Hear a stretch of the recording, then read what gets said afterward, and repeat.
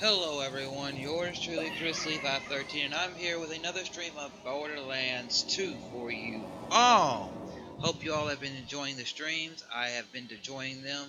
I've been wanting to play this game a little more, so that's why I've been streaming it more often, but I do have some co-op games, some other games that I'll be streaming soon for you all, and I've kind of got a list down of what I'll be streaming. This will be returning back for multiple streams, but I got 2 other single players games to do for the next month, and and then once I get a month worth of content up streaming, as well as my other content that I've got to create down, and I've got 2 to 3 multiplayer games that I'll be having some people join on.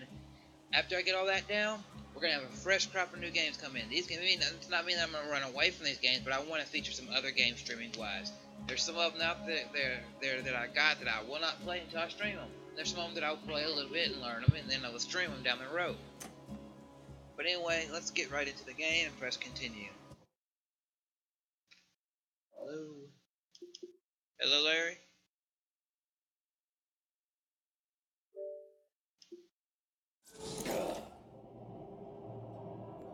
You there, Larry?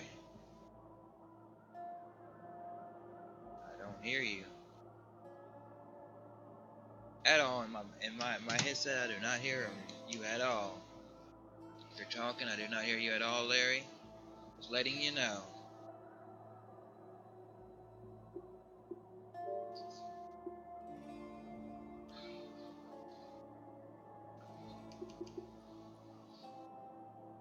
Do.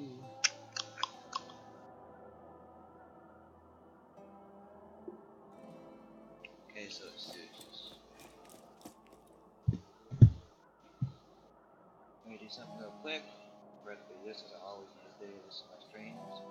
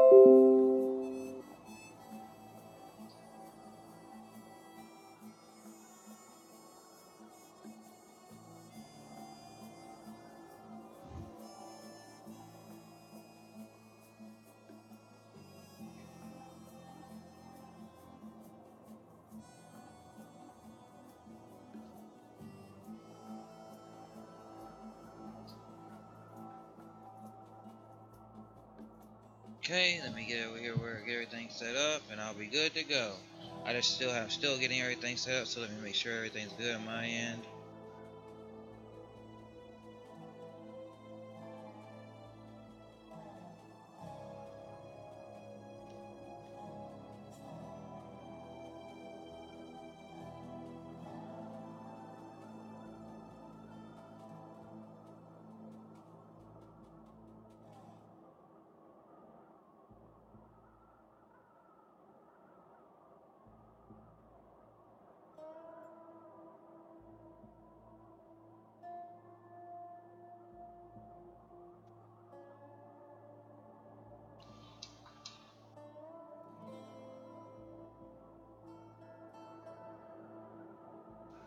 Let's turn that down. Go here.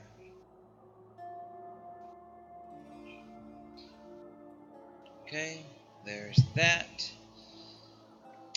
I'm getting a little bit smoother at doing all this jazz, but yeah. Okay, so let me take this, pull that up, and do this.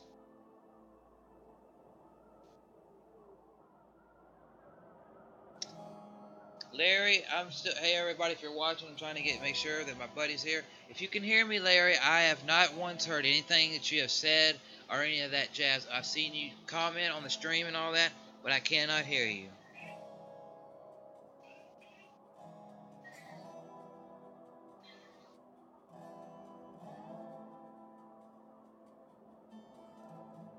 Now I can hear you. Now I can officially hear you, and you should be part of the stream. In just a few seconds, I'll be getting into completing a lot of missions, talking about some wrestling, some music stuff, and all that jazz. I'm in a very good mood. Just because life's doing all right now. And tomorrow night, if anybody's watching this live now or after the fact, before Tuesday, next night, tomorrow night, I'll be jumping on to some Diablo 3. And because I'll be more focused and ready to do some Diablo 3, and me and Larry over the next month, when we can stream together, we'll see how far we can get in Diablo 3 together. Because he really got me into the game, and it's really a really interesting game. The more I look into it and watch videos.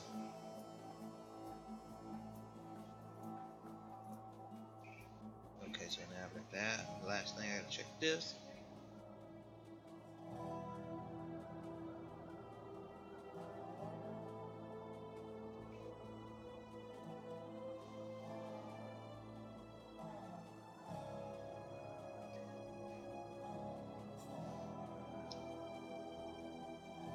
I didn't watch all of Elimination Chamber.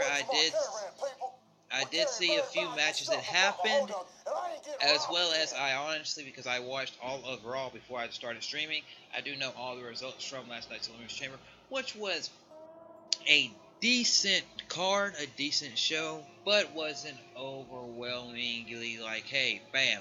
We'll be getting into the matches in a few moments, but as far as the overall show, I give it maybe a 7, maybe an 8. Be nice, you know. But it wasn't something like where it was kind of predictable. How do you feel about the overall show before we break it down?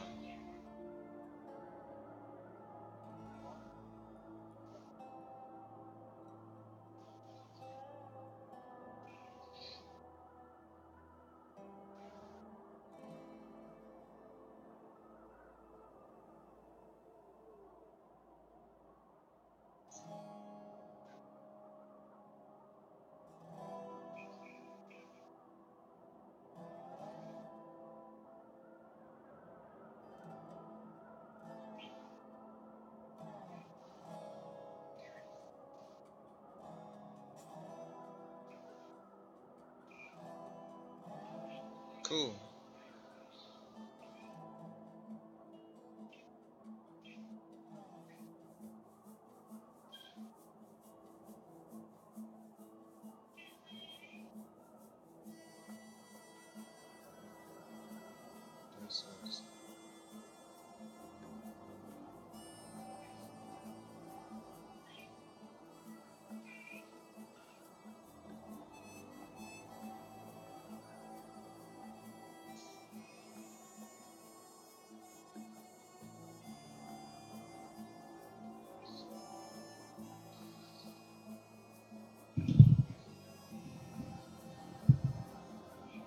Okay, here we go. Okay, so now I'm gonna go pick up some of these elite pickup. Okay, right now I gotta get me to a catch a ride vehicle real quick. Oh, there's one right in here.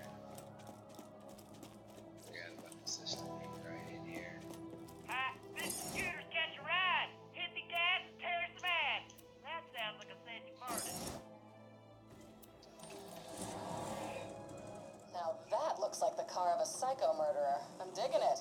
Get back to the Bloodshot Dam and try honking your way in again. I'll come do this stuff later. I'm gonna go to the Bloodshot Dam, yep.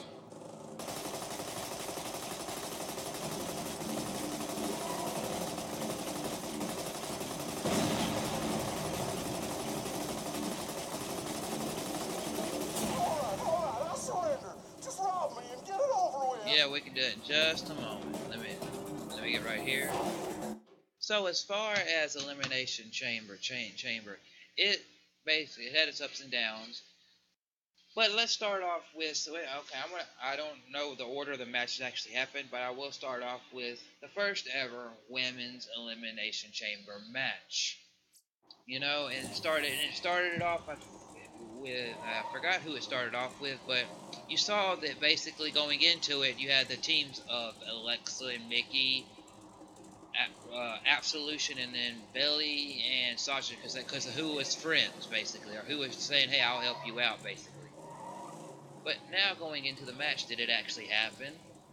What do you got to say?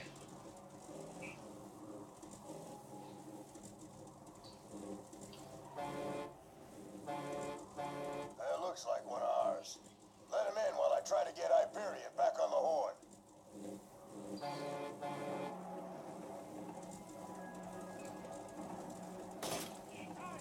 For 3 pounds of flesh. when you splash on my windshield!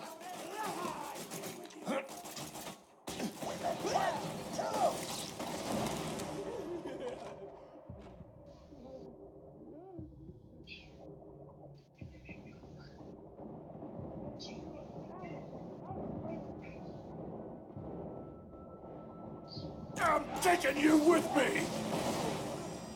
Yeah, I feel like it could have been the last one, you know. 'Cause, I mean, it wasn't the Rumble where you had that have the men last, but you could have had this one for them to be last, you know. But overall, from what I saw of the match, because I've seen some highlights and all that, I saw there was one point where they put Bailey, I think, in the chains. Absolution did an attacked her, and then what do you call it? Sasha came to help her.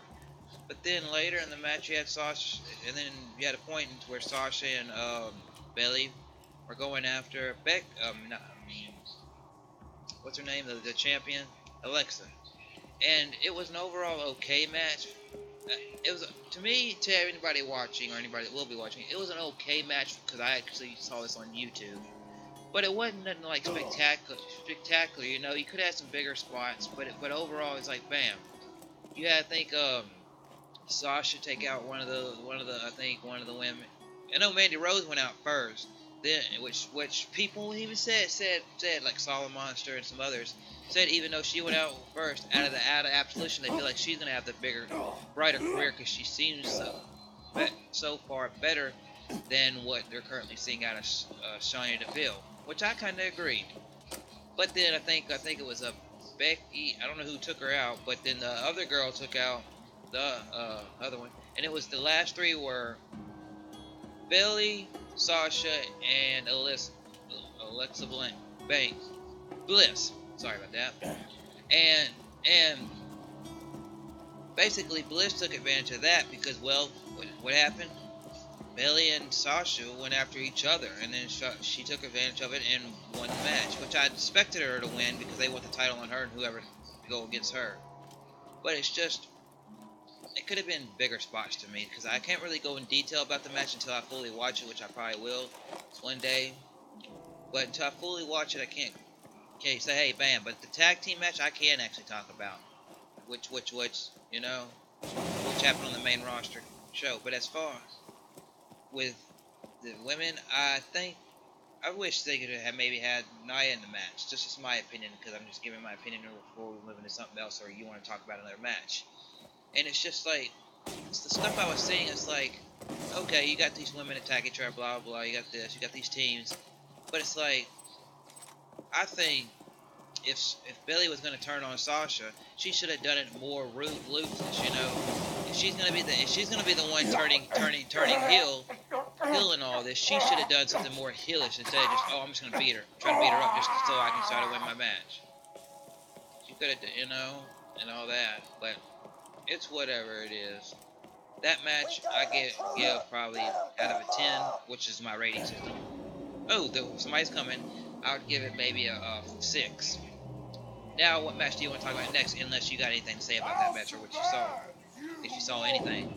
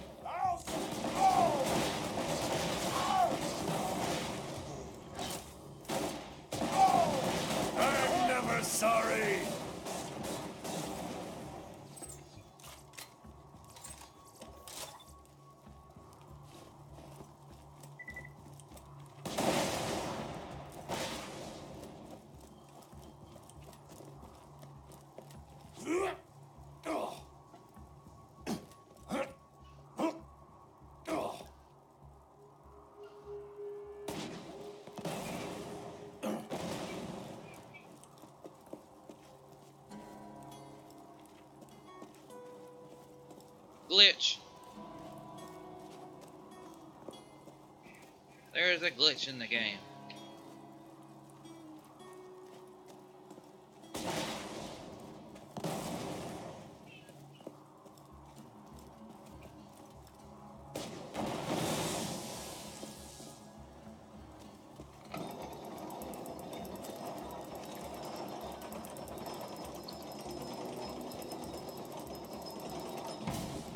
Yeah.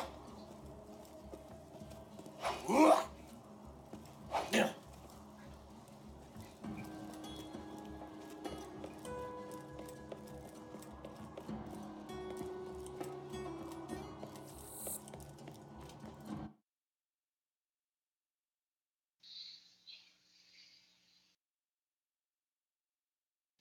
Which they earned their opportunity the previous Monday night by beating the bar.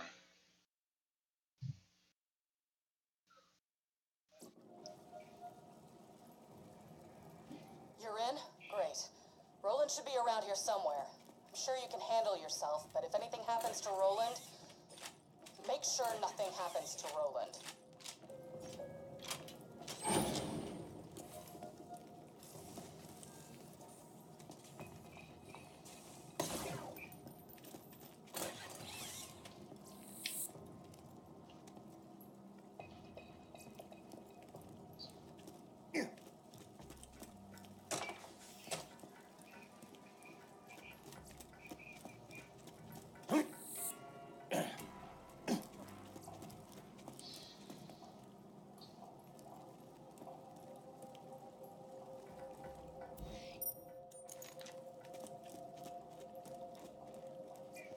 You won't find better merchandise anywhere else. I'm not sure. Let me see. Come on, get me. Okay, I don't need that. Goodbye, Well, actually, friend. If you shop anywhere else, I'll have you killed. I feel a deep, dark war. Marcus munitions. I need to sell some stuff real quick.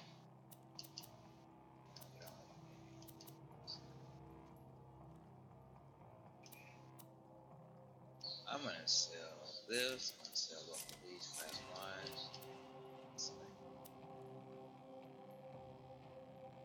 I'm sure. But as far as Titus O'Neil, Titus Worldwide versus the Bar, I saw that match and it was an okay match. It wasn't nothing other than normal. It was a normal tag team match, what you see, But it did look like, from what the commentators were saying and from what I saw, it did look like early on, whenever Cesaro did one of his moves, whenever he got later in the match and he tried to do some big moves with his like with Sheamus, like tried to help him with I think his white noise and stuff like that. He wasn't getting the springboard action that he wanted to, because it looked like he tweaked like his lower back or like one of his legs, they said, or something like that. And I saw it through YouTube video, and I was like, yeah, it looked like he tweaked something, but it looked like something where he tweaked it, and maybe a day or so later he'd be like it might still be a little pain, but he wouldn't show it. But they did win, and I feel like with that tag team division on Raw, it's just like where they go, where does Sheamus and Cesaro go? Because they're getting reminiscent of the Usos on SmackDown. They're beating everybody. So if they beat everybody, then who do they face? But then they beat everybody, but then it's kind of like with the Usos. They haven't faced the Bludgeon Brothers yet, but they beat everybody else. Sheamus and Cesaro have beat everybody, but they haven't faced the Revival yet. So what do you think?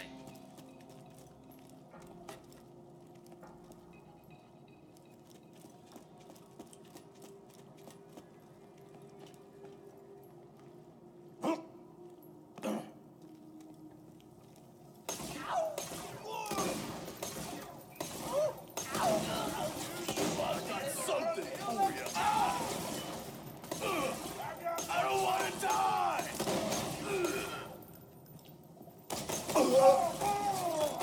Paper cut.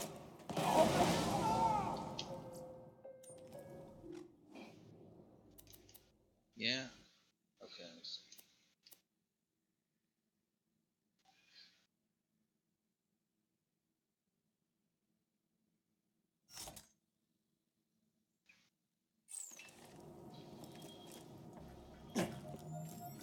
Who needs a medical license when you got style?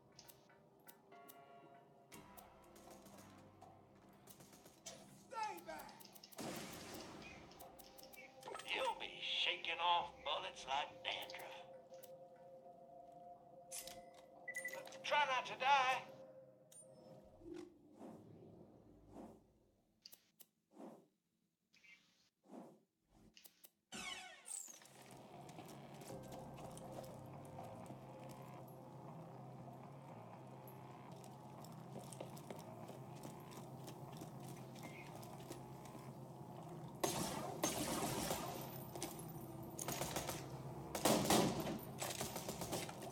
Never should have come here.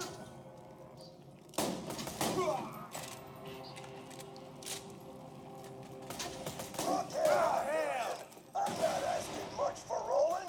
$1,000,000. Hello? This thing on? I can't feel Handling the bloodshots all right? They've been trying to take Roland out ever since he kicked their asses out of Sanctuary. Should have seen it coming. Grenade! Grenade! Move!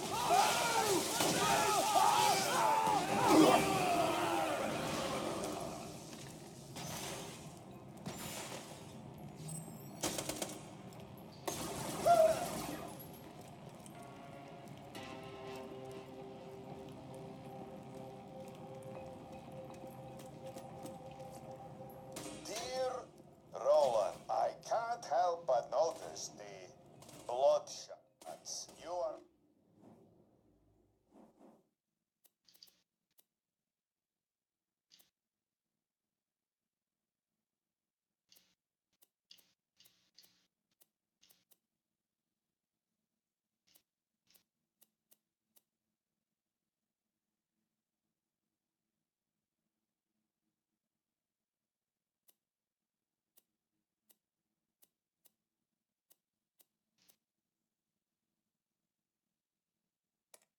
Fighting packs some serious firepower.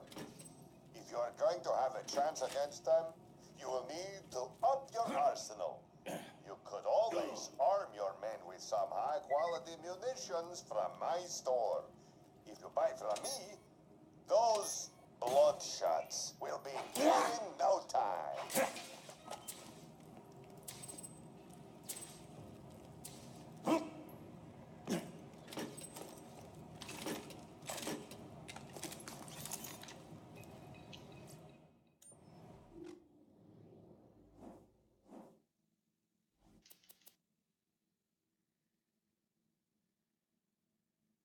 Yeah.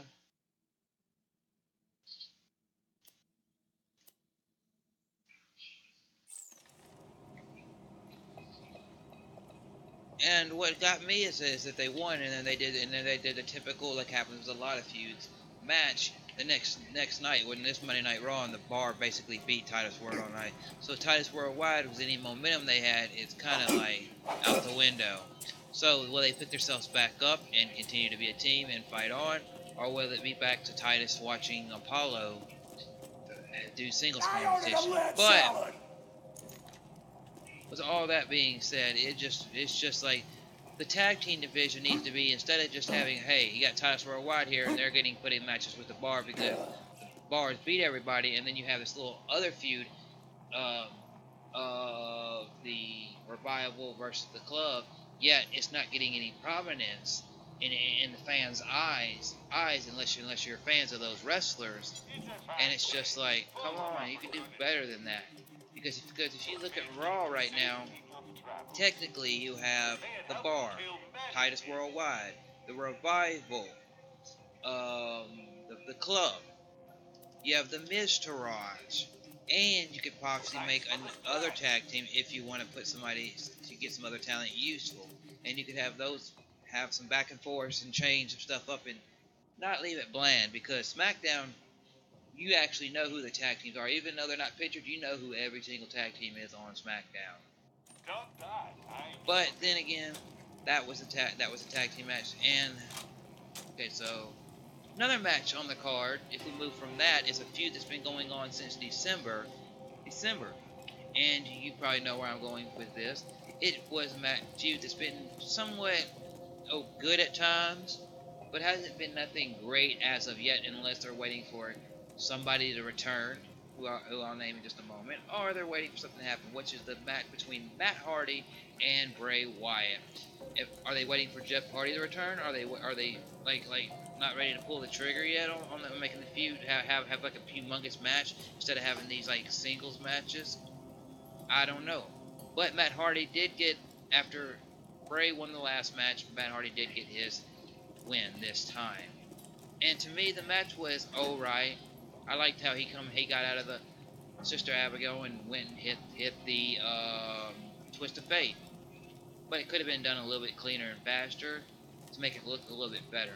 But what do you, Larry, think about everything that's been going on between Bray and Matt?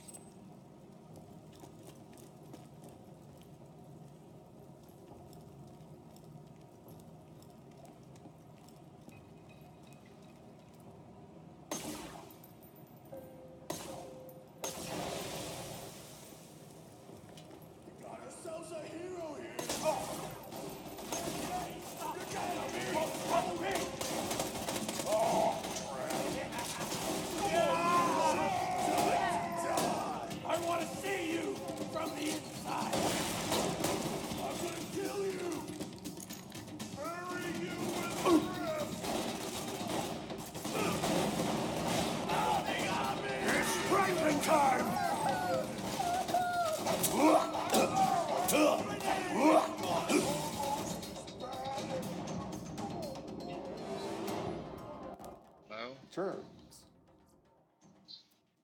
Or do you play it out where it's only reach?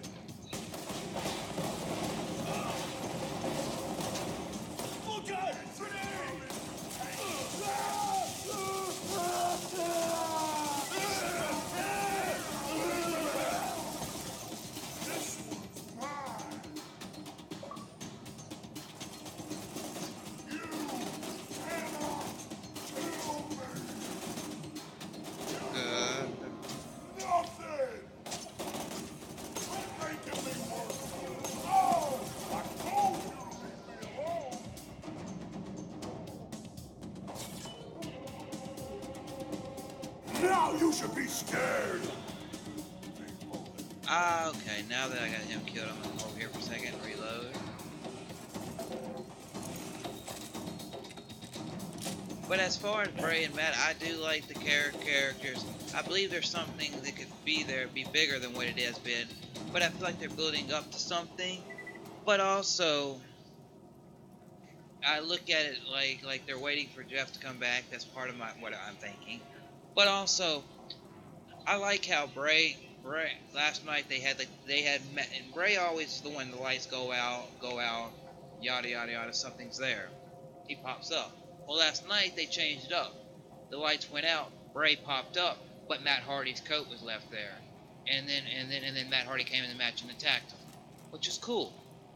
Now, as far as move over to Raw after Matt Hardy got his win, which was much needed for Matt. I feel like Matt should get somewhat of a push. Maybe down the road towards somewhere, him, Bray, guys like that go for the Intercontinental Champion, maybe somebody new holds the belt, or go against The Miz. That'd be interesting. But right now, as far as what Bray said, he said on this Monday Night Raw that basically he had his match with and he won his match, and then he said basically, this is not over, we're gonna have another match basically. So I feel like they're gonna be considered one of the lower card matches of WrestleMania, but I feel like that WrestleMania could be the perfect spot to make something happen, to make an arc in the story if you don't want to have the story there, or you could have the arc in the story there, but have Jeff come back and maybe have his wife, if she is signed to WWE as well, pop up, But that's what I think about that view. And okay, so do I need that? No, but I'll pick it up. And throw. No, I don't got one.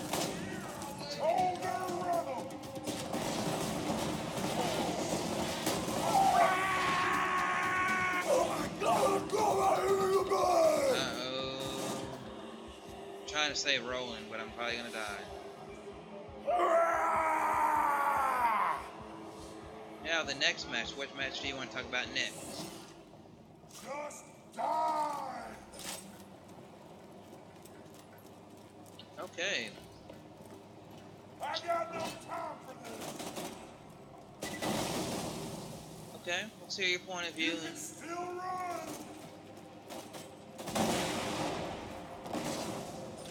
Tips on their scalps!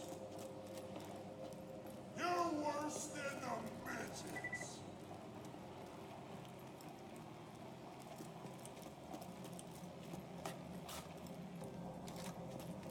Ugh.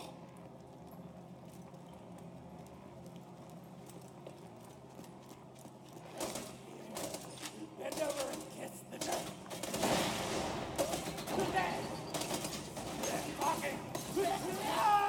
Judging from this news echo, I took off one of my patients. Looks like all the weapon manufacturers licensed E-Tech from Hyperion for their experimental guns. I guess that explains how Hyperion Let me hear those screams! the vault opened.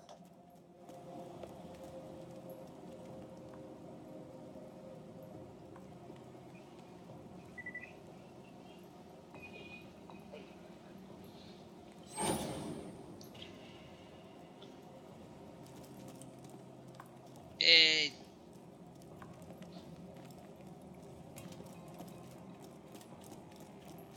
Okay, Hyperion. 100,000 Don't cry when I pull your lungs out through your chest. Now call me back and let's negotiate already.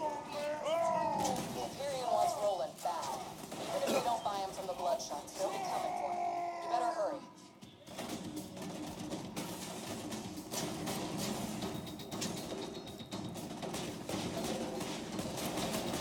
Nothingness!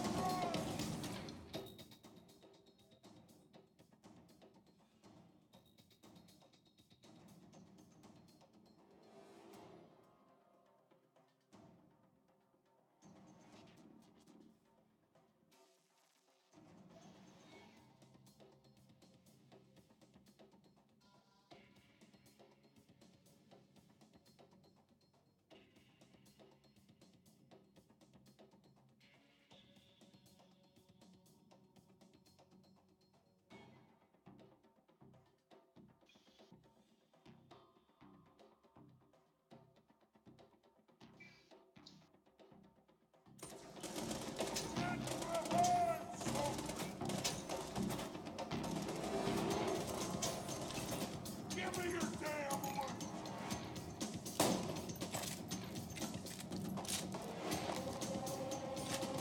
This one's mine. I'll survive. No! I'll survive. Here you go.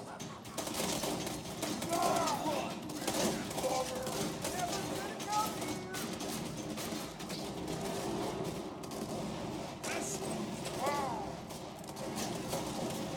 Look out! There's no escape word.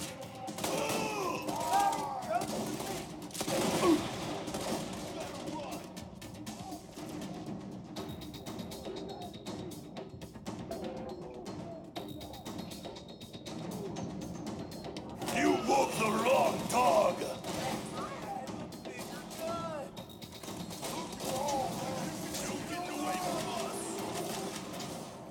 that's interesting. But what I'll throw my points in here about Nia Jax versus Osaka, and then what I believe will be building up to WrestleMania is that they have Nia Jax basically destroys Osaka, but then again, Osaka still gets the win because every so often she gets her comeback.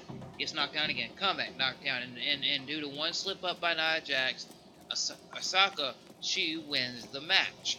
But then you have Nia Jax get up. She knows she's messed up. She looks at Osaka and then attacks her, throws her to the barricade. And then okay, Osaka still has her undefeated streak, which WWE is super behind. It's probably behind that more than anything else in either the SmackDown or Raw women's division. So you have that happen, and let me climb up here real quick. You have that happen, and then this Monday, and then on Raw, you basically, when you come to the women's part of the show, you have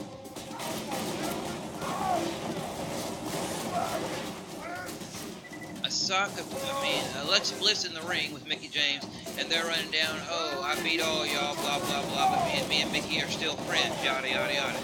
Well, Osaka comes out there, and she kind of doesn't say anything.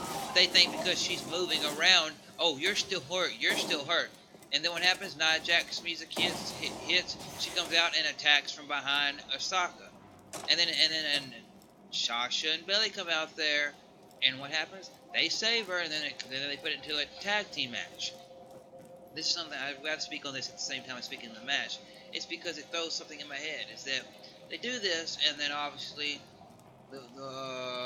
Sasha, I think, believes she wins. She gets her team to win, basically, but then still gets attacked until Bayley saves her, because Bayley didn't save Sasha, continuing their story, to where, oh, are they still friends, or are there tension growing there?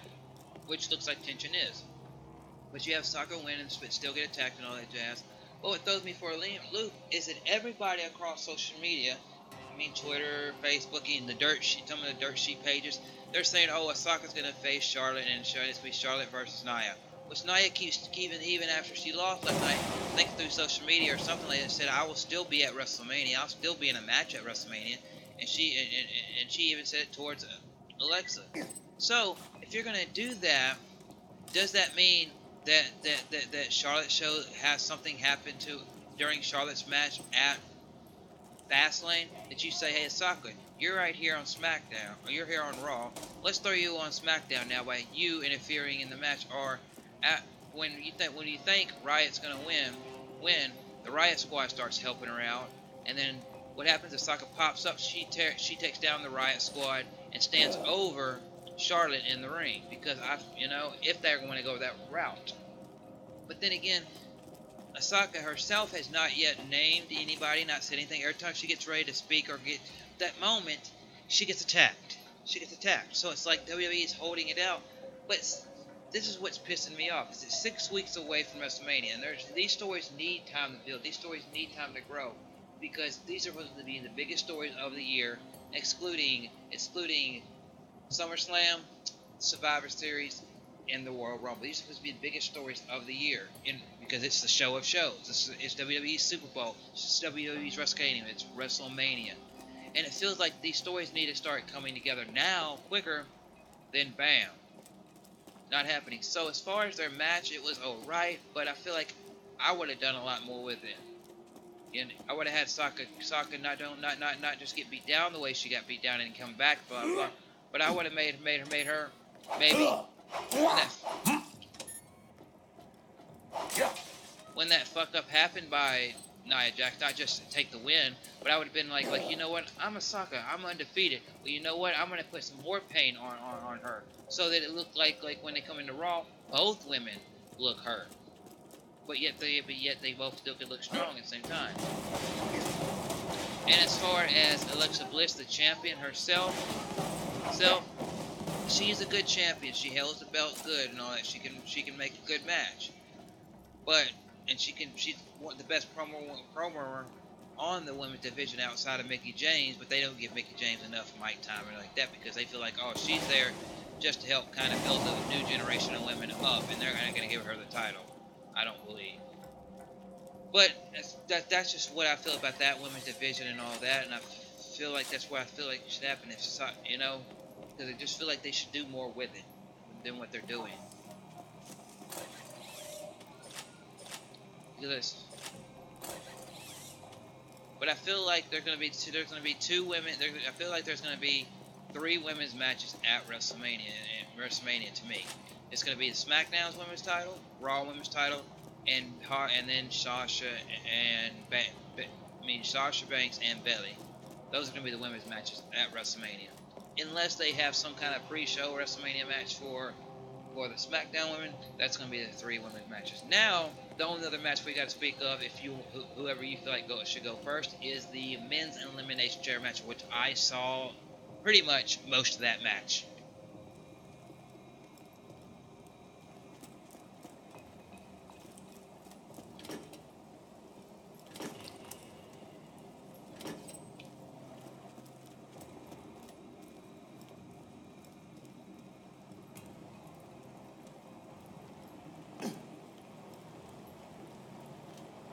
Look at those murderous bloodshots.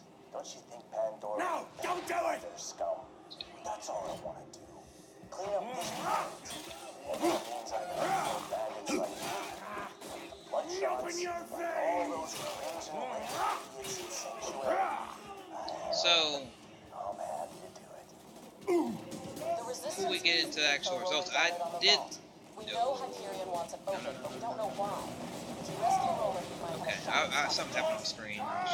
There's a grenade down there.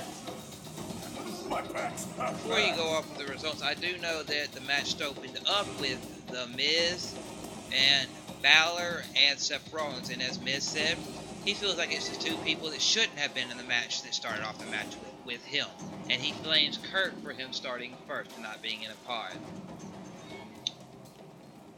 And then I think after that, then after them it was John Cena, then Braun came in, and lastly, obviously, it was Elias. But it felt like nothing really happened other than, hey, you're going to beat each other up until Braun got into the match. It was all back and forth, hey, I'm going to do a couple moves to you, this, that, the other thing. But when Braun came in the match, that's when he tore house. He took finish. Braun knocked everybody in the match down. He destroyed everybody once he entered. And then when he gets back up and he's showing off his things, everybody's like, you know what? Let's do the smart thing. Take him out. So everybody starts attacking him, beating him down, kicking him, hitting him together in succession. And then what happens? They all start saying, hey, let's not just kick him down, finisher. But every time somebody hits a finisher and goes for a pin, Braun kicks out, finisher, pin, Braun kicks out, finisher, pin, Braun kicks out, finisher, pin, Braun kicks out. Then Braun basically gets everybody down. I think he does like he eliminates the Miz after chasing the Miz up to top one of the pods. Miz jumps down onto everybody else, and then he goes down and gives the Miz a running power slam. He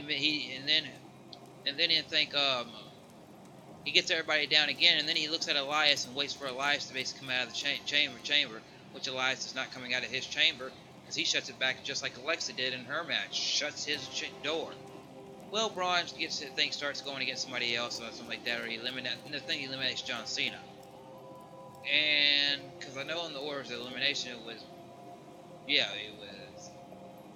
Miz, John Cena, Elias. Because Elias when he came in, he was going to try to do something, and he just got eliminated. Bam. And then you got it down to the 4: Roman Reigns, Balor, Braun, and Seth Rollins. And well, they were all going to go after Braun, but then Seth went after Balor, and they had their little moment, and Braun took advantage of that, attacked him, and then Balor thought, oh well, I can do my coup de grace on the back of him, on the stomp, do all this stuff, do his finisher, and Braun just wasn't taking it. He just got back up from the finishers and all that, and eliminated. As we were comparing to a couple years ago to Batista, blew Balor out of the match, which leaves 3 people. And then you've got, and this time I was thinking, okay, what's going to happen is that they're going to attack him, they're going to do the big power slam to him in the middle of the ring, they're going to eliminate him, and then what's going to happen is Reigns is going to get the win over Seth. That's just my prediction. But my prediction happened because, well, they were fighting and beating up Braun until Braun says, you know what, I'm going to turn the tides on you. They were attacking him until they got Braun down, and then Rollins went after Reigns, and it's like, well, why do that? You still have the big man to go after. But I don't know what Rollins is thinking in his head.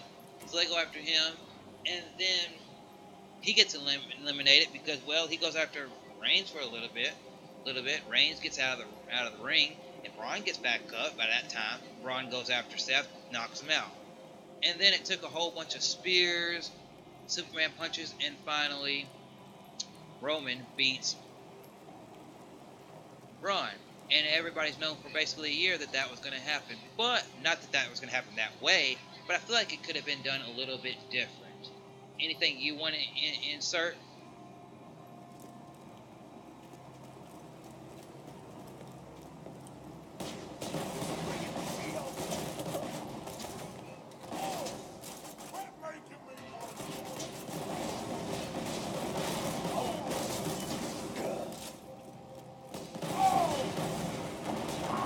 Open your veins with my teeth!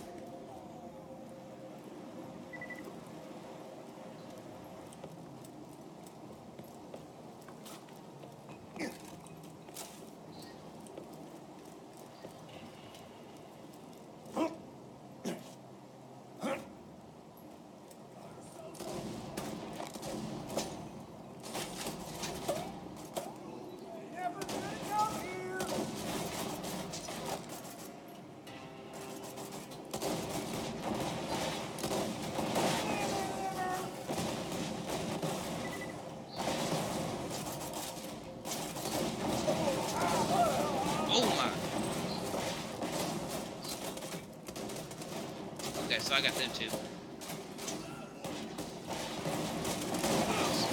So on my end, I did get Cena and Elias mixed up, but they did go out pretty close to each other in match.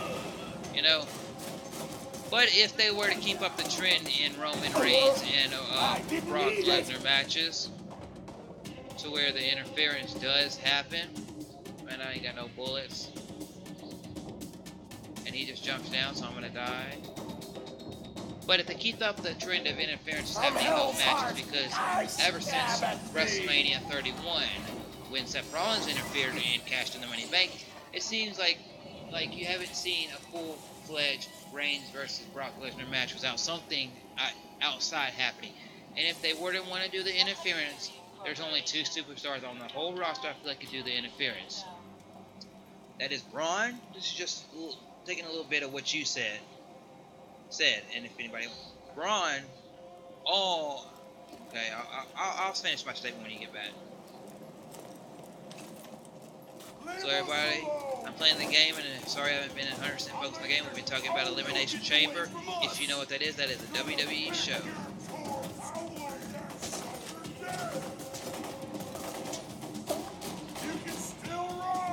Oh, goodness.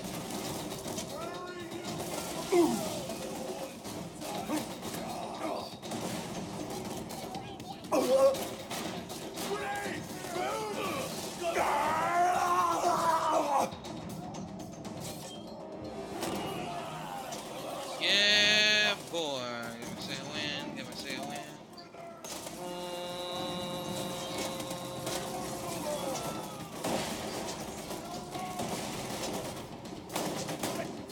Give me your damn ornate! I smell a little drop.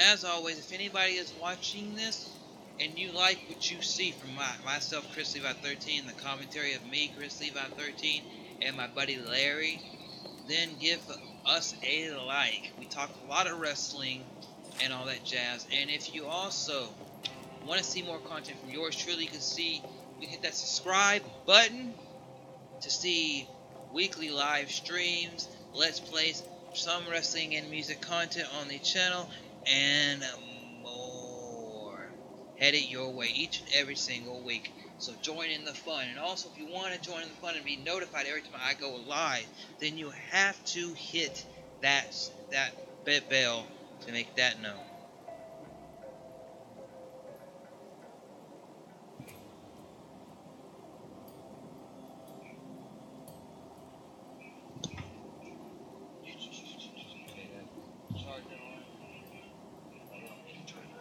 So let's go back.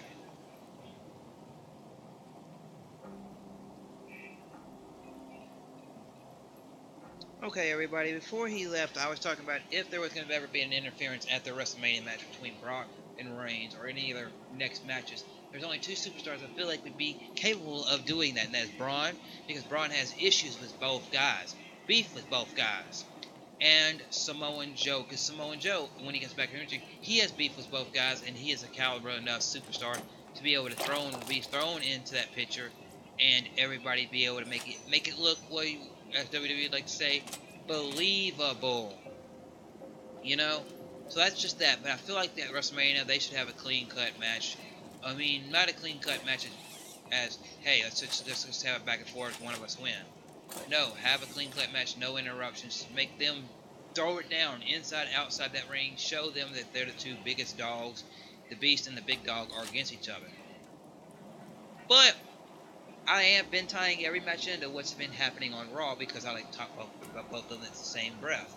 If you saw Raw, which I want to ask your opinion on, what'd you think of Roman Reigns' promo? How he basically shitted on Brock Lesnar and said, "You're not here, I'm here," blah blah.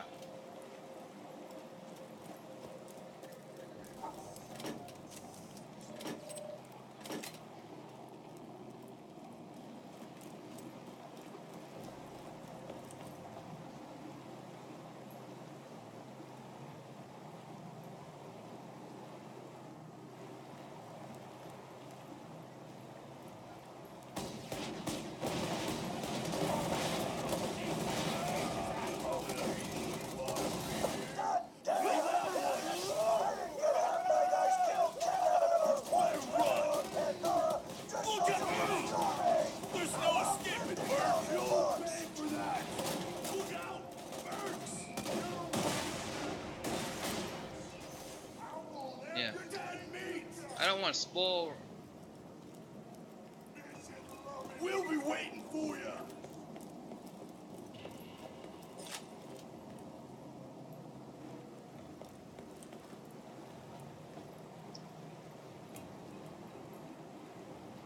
Yeah. Well, something that got me about Raw. I'm gonna pause the game for a second and talk to everybody. Is that I don't want to spoil Raw, but since you will probably watch it as you always do, I want. And since we're talking about the Elimination Chamber, they come hand in hand. Show after pay per view comes hand in hand. Well, Reigns' promo tonight, whenever he talked about he stood out there, he stood out there and he said bitch, and he said all these some cuss words, and basically he called out Brock Lesnar. Oh, you're not here. You do this. You only come to this city when the city's right, when the money's right in your pocket. You don't care. What were you doing? You were in Las Vegas, but were you at the show? No, you were taking pictures with Dana White, and he was calling out Dana White and your friend and this and that. And you don't care about this. You don't care about these people. You don't care about anybody in the back. You don't respect us. You don't, you're Universal Champion, but where are you? Basically, he said all that. And he said, I'm not afraid of you, bitch, and all this. And he said, I know that I'm going to go in the back, and I'll take that yelling, but I'm still going to be here at every city that we show up at, unlike you. Which I thought was an amazing, amazing thing for him to say, because you thought him to come out and say the typical Roman promo, which is, oh, I'm the big dog, I won the match, I beat this, I did this, and then and then him leave the ring. That didn't happen. In the same hand, you talk about The Miz. The Miz, whenever he was out there before he had his couple matches on Raw, 2 matches on Raw, and I'll explain that later.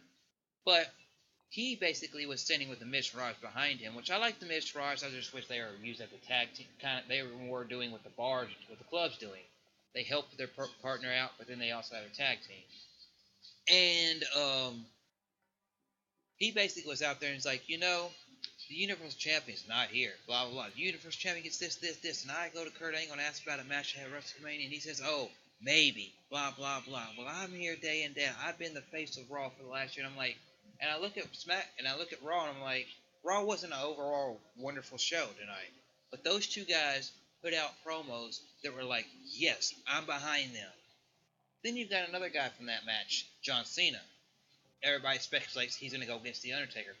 But he makes it look like he's not going to go against Undertaker because on tonight's Raw, which you're going to go see and all that, he basically comes out there, does the thing like, basically I failed. I don't have a road to WrestleMania right now. I failed, and I've got to get myself back up, and I'm the guy who's in the business of getting back up. I failed. No other WWE stars come out there and tell you that they failed, that they slipped up, but I am. Blah blah. This is not word for word what he's saying, but basically what he said.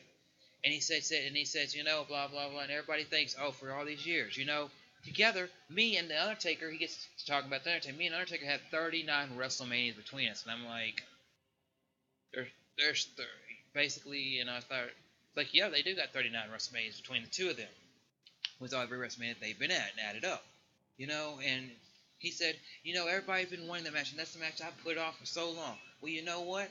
I want to tap, but I don't make the matches. So that match is not going to be happening because I asked about it, and they said it's not going to be happening.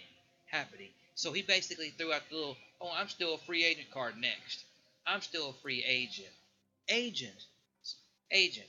So tomorrow night on SmackDown, I'm going to go to SmackDown and try to fix my road to WrestleMania. Try to make me a road to WrestleMania. Pick myself back up and see what opportunities I can get there. But in my head, going along with everything that I've been talking about, is that, Undertaker, he was at Raw, the first Raw. He has a lot of big moments on Raw. But where was his more iconic WWE title runs, World Heavyweight Championship runs? Where was his more iconic career? Was always on SmackDown. So I believe that could be the little, oh, let's put something over our eyes and act like, oh, we don't know this is going to happen. And then bam, oh, it's actually going to happen. I said it wasn't going to happen, but Undertaker is the SmackDown guy because you remember at I think it was last year, the year before, Undertaker came and told the SmackDown guys, I'm always going to be a SmackDown guy. And he feared them up at Survivor Series that time. So overall, I'm kind of getting more hyped for WrestleMania, but then not. But that's what I saw. And another little thing that I'm going to say one late thing, and then I want anything you want to put out there about this, and then we can move on to the next thing, is that The Miz, he was in a match with Seth Rollins. Seth Rollins beat him. Then Balor comes out there, and The Miz has this little thing, oh, I shouldn't be, blah, blah, blah, and he gets The Mizraj to beat him down. But then Kurt Angle says, no, you're going to be in a match with him. And basically, Balor, even though hurt, somehow manages to beat The Miz.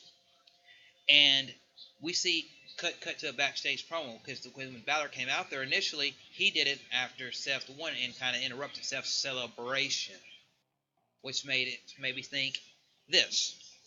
Because after Balor won, they interrupted his celebration by cutting over to Seth Rollins backstage with Carly Caruso having an interview he's saying, I want the Intercontinental Championship. I want The Miz at WrestleMania. So they haven't done a lot of multi-man matches at WrestleMania unless it's a tag team match or one of the the Battle Royale or something like that in a while. So I feel like it's going to turn into a triple threat for the Intercontinental Championship. Balor, Miz, and Seth Rollins, which would be a good match. But that's just my thoughts on Raw and the pay-per-view. You got anything else you want to say and put out there for anybody here?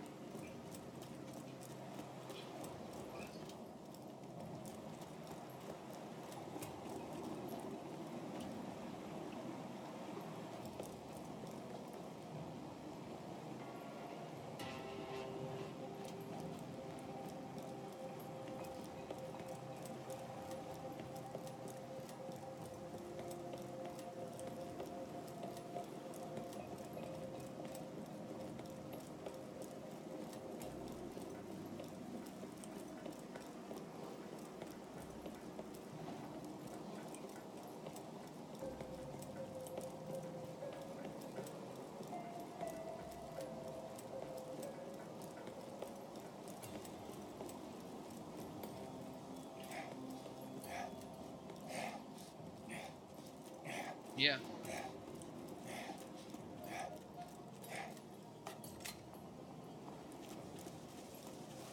I'll make it.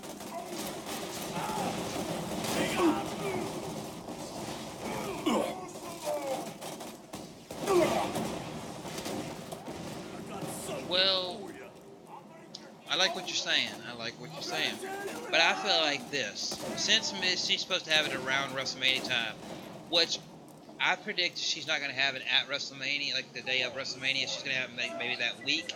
So I feel like this, because he said that his kid is going to be the only reason he would miss WrestleMania, is that they're going to build it up, and they're going to build it, and if he's able to do the match, he will drop the belt there, and then he'll be do the post WrestleMania thing that certain superstars have done, like John Cena started to do, and some others have in recent have done, where he takes a few weeks to a month maybe off and spends time with his wife and kid, and then he returns to build up for the next pay-per-view and or SummerSlam. Because that's another possibility, that if she doesn't have her baby right then at WrestleMania, that they could make him drop the belt, get some other fresh people. Because I mean, if you make the Miz drop the belt, then you have Balor, Seth. You could throw Elias into that picture. You could even throw Braun into that picture if Braun's not in the big title picture. And bam, you've got a new crop of people right there for the Intercontinental Championship. But then again, those guys could also go against Reigns if he were to beat Brock at WrestleMania for the title. So it's really kind of like their Intercontinental picture and also World Title picture has basically some of the same people going. They could go for either belt, you know.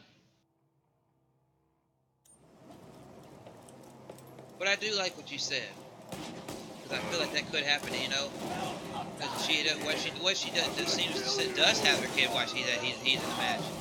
Or what if he says, well, you know, because I told y'all, bam, the match gets changed from a triple threat to them for the vacant to Balor versus Seth for the vacant title or something.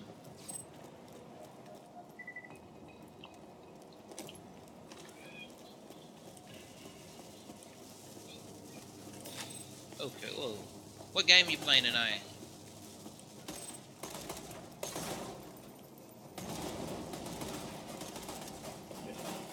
Cool. You liking the Demon Hunter?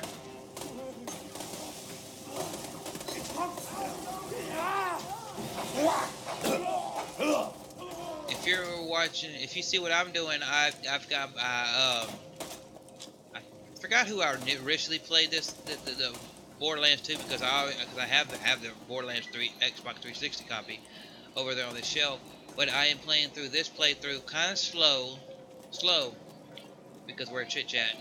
But I am playing as one of the DLC characters, and that is one of the psychos. And this is a psycho that I looked up some of his stuff, and he's supposed to be a psycho that's a little bit more saner than the rest of them, and that's why he's able to be this. And I am currently level 12, and I'm going to save Roll.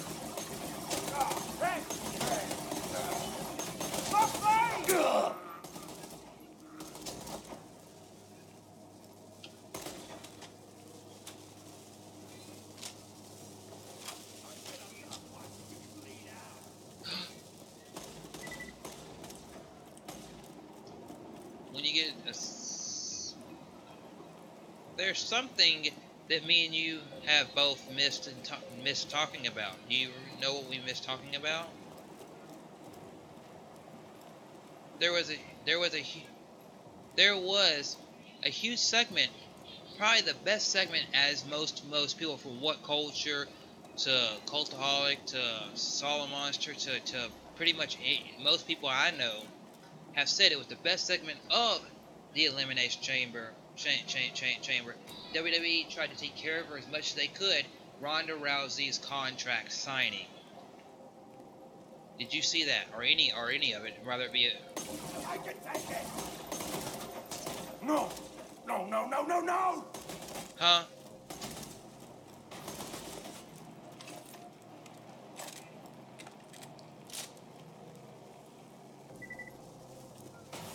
Yeah, so basically I'll describe it best as I can. they have Kurt Angle come out there. Then Triple H music hits. He comes out there with Stephanie McMahon. Man, the Triple H builds up in the words. She's the woman that's similar to Kurt Angle, done all these great things, and now is coming to the WWE, which is cool. I ordered a lead salad. On their part to acknowledge that. Well, she was both kind of like Kurt Angle. She was in the Olympics and did all this amazing stuff. So basically, she comes out there and they give her mic time. They tell her, you know, and they basically tell her about her contract and all that. If you do sign this contract, you will have a match at WrestleMania. And she's like, I don't want no special treatments. I don't want no limousines, no special flights, none of that jazz. I want to be looked at as everybody as a regular superstar.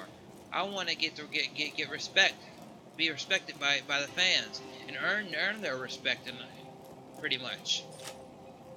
And to do that, I've got to be treated just like everybody else, blah blah. And then she started going on about how she'd always wanted to be a WWE superstar, and she is. Then she started talking about Roddy Piper. She said, I hope that I can live up to his name and to his family and all this stuff and all this. And she was kind of like you could see emotion in her, because she wasn't stumbling through her words, but she would stop every so often, you know. So basically, she gets ready to go sign her contract. Stephanie says a few words to her and all that, and as she gets to go ready to get the pin after Stephanie signs her name on the contract, because she's the commissioner of Raw, she sees Triple H and Kurt Angle having a talk, and Triple H is kind of pushing Kurt Angle back towards the corner, not pushing like with his full hand, but like kind of like hey, slide somebody out of the way kind of thing. And in doing so, she stops what she's doing, and she looks over and she says, and Rousey kind of like, well, what's going on over there? And then Triple H is kind of like, you got anything to say, Kurt? You got anything to say? And then basically he kind of snitches on Triple H and Stephanie's like, WrestleMania 21. He botched it. He said WrestleMania 21, and then he came back and said WrestleMania 31. They're still mad at you for what happened at WrestleMania 31. And they when you signed this, oh, we own this bitch now. Blah blah blah. So she gets mad about that stuff. Blah blah blah.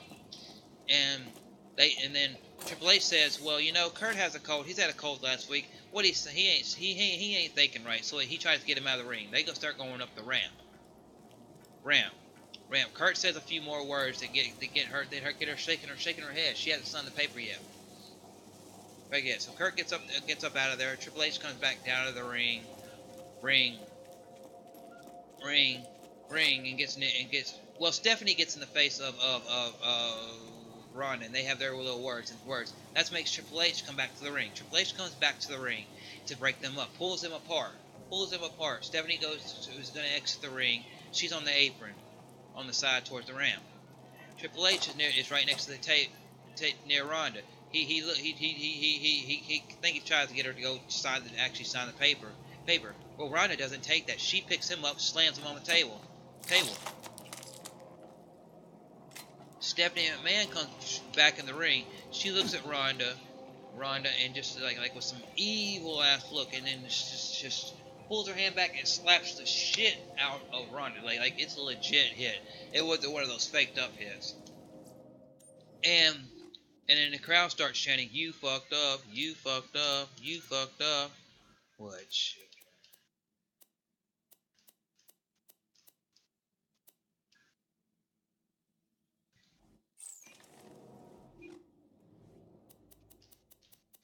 Which I believe she did fucked up. And I thought, okay, she's gonna do something to Ronda. Well, she didn't do nothing. No, Ronda was gonna do something to Stephanie. Well, she didn't do nothing to Stephanie. Stephanie kind of like backed out, went out of the coward out of the way, because when Ronda got up. Well, Ronda went over and grabbed the thing, signed it, and threw it right on top of Triple H, kinda. And I was like, damn. And then on Raw, they basically have like, oh, Ronda, you need to come out here, and we all need to apologize. They all start apologizing and doing all this stuff that's silly, and that's what ends Raw basically. But before Triple H gets out of the ring, he looks back at Kurt Angle and smacks him in the head, leaving him on the ground. And it's like everybody thought it was gonna be Ronda Rousey versus Triple H and Stephanie McMahon, and Ronda choosing The Rock. Well, The Rock might not be able to make it due to a bunch of movies in. Well, insert Braun in that picture. Well, Braun's not going to make maybe because maybe they have another picture for him somehow, or he may be able to interfere in the big title match. So it looks like now to me it's going to be Triple H and Stephanie McMahon versus Ronda and Kurt, and they're going to be and Kurt Angle. And what's going to happen is this going to be like this. It's going to be Triple H and Steady Man basically saying, you know what? You did sign the contract and we do own you. But to continue working here, you're going to have to prove it to us. And Kurt Angle, you're going to have to prove it too because you know what? You still want that job? You think you can beat us to keep your job? Or something like that maybe. Or they could say like, you know what? Y'all want to make a fool out of us. You want to make us look stupid like, oh, we're the big power couple and all that jazz. Well, you know, we have had our moments. We've had all this stuff. We've had all this, whatever they moments they want to insert, blah blah blah. And then Triple H and Stephanie Man basically say to them, you know what? At WrestleMania, we're gonna make you two look like the fool this time. And then Kurt's like, well, you know, blah blah blah, and he throws up some shots at Stephanie like most people do, and it gets Triple H fired up. And then Ronda's like, well, you know, kind of backs those up, and then blah blah blah. That could be a good feud right there if they work it right. There. Okay, so let me drop some of these weapons I got because I don't need them. They're so.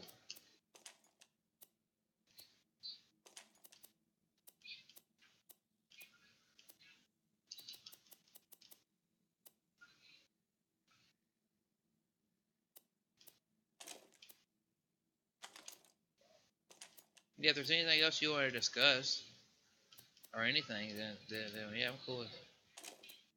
I'm just unloading some weapons that I don't need.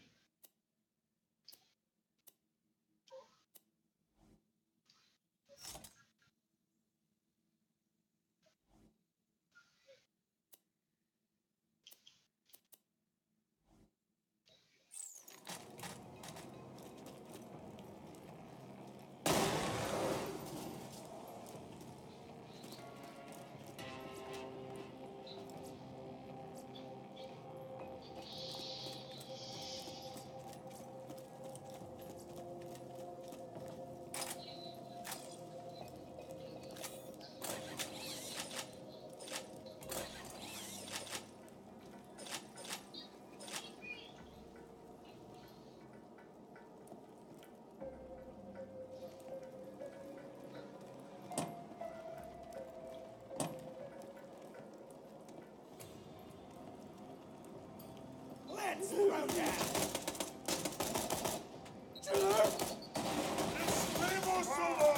Get it, yeah.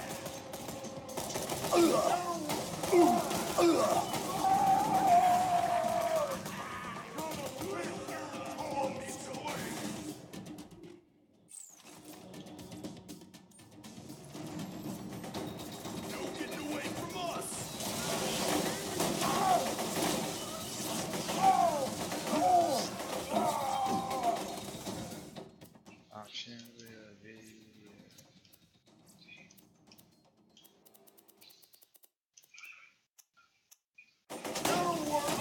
You'll pay for that! I got no time for this! You're going down! God, it burns! It burns. They said it burns. There's no escape, Bert! Oh my.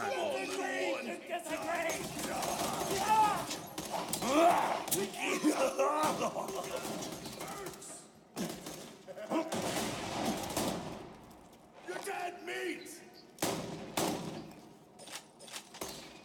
I see you! Shoot him! Shoot him! Kill that one! I don't want to die! So, if you've ever seen my any of my recent music videos over the last like year or so, there's a room right across the hall from my bedroom where where Here comes the between bad guy. between the two rooms is my bathroom. Let me see something real quick. Somebody shooting at me. Alone. Is my bathroom. Well, that other room is what we call the music room, because that's where I have an old drum set, which is basically the two toms and a snare that doesn't work anymore, but it's still the body of a snare. I got the bass drum, and it's all been cleaned up and fixed by another drummer, but I got to buy the accessories to make it actually playable. And then that's where I keep my guitars, my bass, and that's pretty much the room that, like, if I record music and put it up on the channel, I go in that room, shut the door, I can turn the music up, and all that jazz.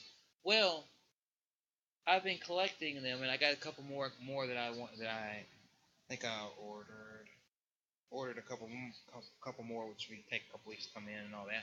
But I've been ordering some stuff because my mom said, well, we're going to sell the house. We're going to try to sell the house, but until we sell the house, you can use that room. You can hang up some stuff, if you want to, just like you got in your bedroom. Which, where I record, there's a whole half of my room. It's like you don't even see most of my room because of where I record. But in that room, it just looked bland, and my video's not that. From Mom, hey, can I hang anything up? She says, well, yeah, it's a music room. You can hang up whatever you want in the room. So I told her that some of my favorite video games, some of my favorite musicians, and stuff like that I would hang up. So I've got two NASCAR things that my dad got me when I was little for the Team Hendrix to hang up on the wall. And then on Amazon, I ordered for Kingdom Hearts, I ordered a poster that shows Mickey, Riku, Kairi, all the main characters, and some of the other guys, the bad guys as well. And then I ordered for Halo, I ordered one where it has I think it's Master Chief in the front of it, and in the background, kind of faded where you can kind of see it, but kind of can't. And it's all the games that have been in the Halo series so far that I'm going to hang up on the wall. And then I got to get some, and then I've also got a Foo Fighters poster, which I got the week before Christmas that I've got to get picture frames for and put that on the wall, so that whenever you see me play my music, or even some of my more talking videos, I might transition to some of them being in there just to have a cool background in there as well. Because I can do a lot with my green screen and sit here, and that's why I show my green screen a lot in my videos, is because, hey, it's already sit here. If I hit my camera and I just do one button over, I go from streaming to recording locally on my camera with every setup that I have right here on my green screen. And what I do is I just move myself and make myself bigger, and then find me a background, which is cool. But I'd like to have sometimes where I could just maybe have some videos where I'm standing up in the videos like a lot of people do. Because there's a lot of people that talk and they're just standing up, and I could have that cool background right there and just be able to, hey, go set the camera up on the tripod in the other room, bam. If I want to play music, bam. That's what I'm doing in that room. Oh my goodness. So if anybody's ever played Borderlands, I'm on a mission to rescue. The first mission that you have to rescue Roland. So I'm early on in the game, but still pretty for my current character level, it's pretty hard. But not for me, because I know what I'm doing.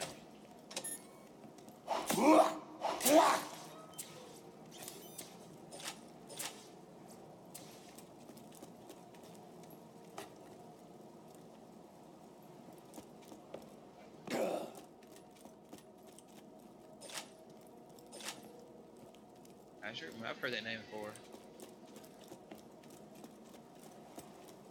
I've not.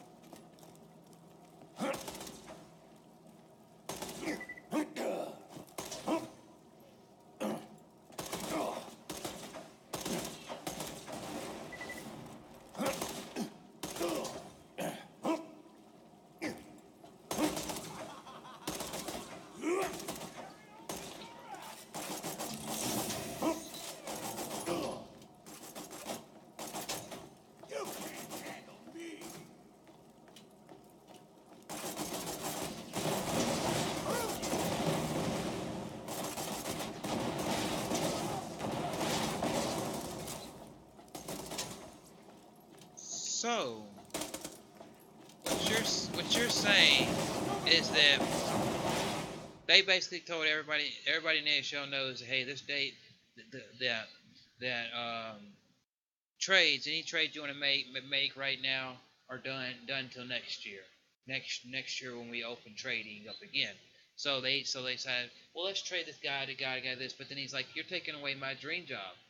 So I'm thinking maybe if I want to get back to that same team because I didn't like this trade, then I'll wait until free agency and then see if they can give me another contract.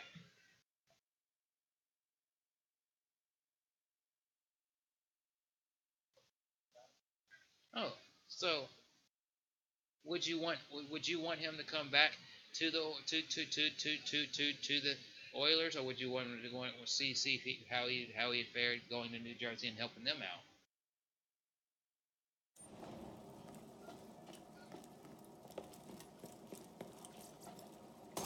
Stop watching you bleed out.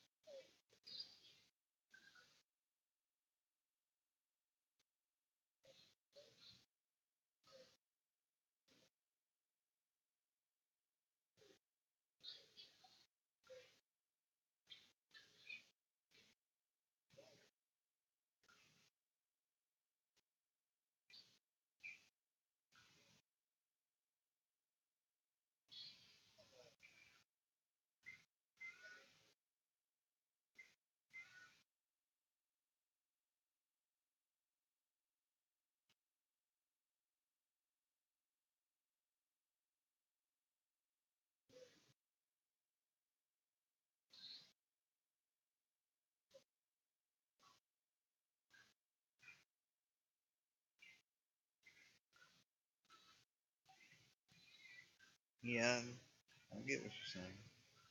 Okay, so let's see.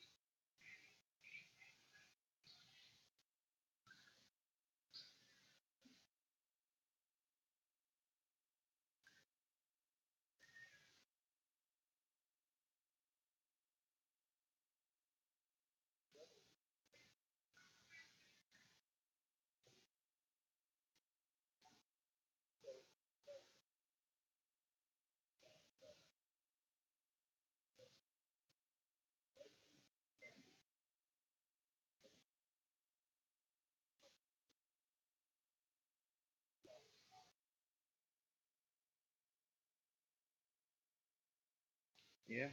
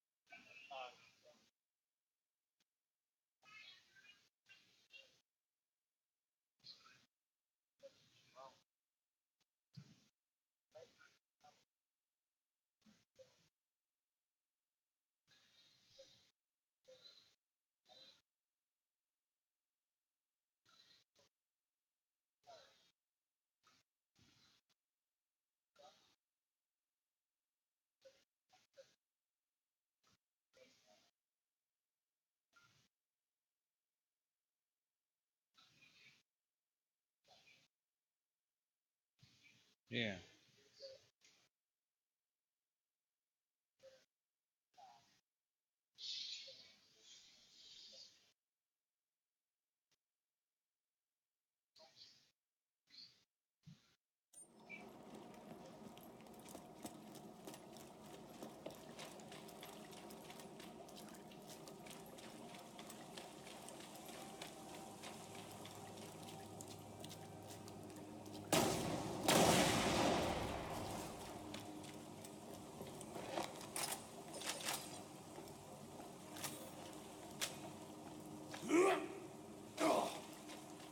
Okay, back on to the mission of Somebody stop that slagging from springing rolling! We lose him, we lose our payday! So if I spring rolling, you lose your payday. Well, you know what? You're gonna lose your payday. You're dirty soft stuff, smoke hot feet! Which recently, after watching a video of somebody review Payday 2, which came out years ago, but now it's coming out to the Xbox, to the Nintendo Switch, I watched our GTA85 video, and it made me think about almost buying that game for the Xbox One, because it is a game that they have a lot of customization and updates coming to it all the time, and that is a great game, I heard.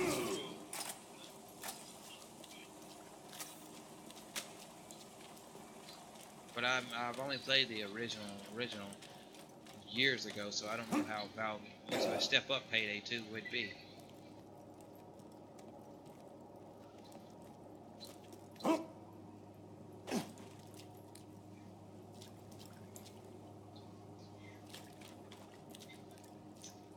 yeah, I remember this story. Flank steak! Flank steak!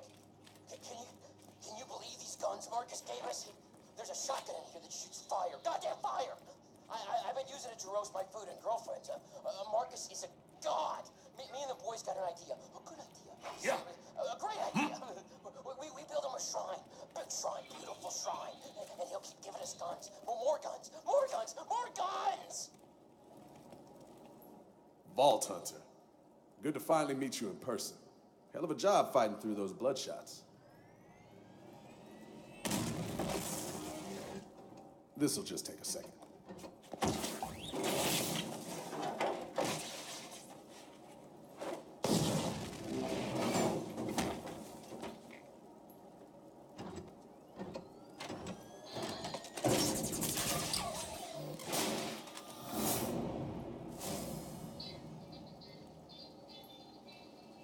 Yeah, well, a video I saw him, he reviewed the game, but also I saw he did a video of it with his buddy, because he got the game from the European eStore for the Switch to do an early review copy of it. So what he did is He played the game and they didn't. They were doing a mall heist at the time. Jack pays ransoms. Long time no see. So now I gotta get up here somehow. Soldier! There's a This door way! right there.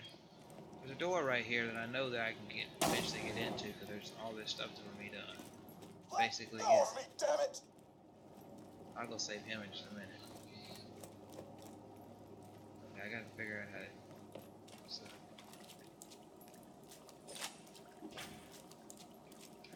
I could use some help! Son of a bitch! They're taking him to the top of the dam. Get there quick!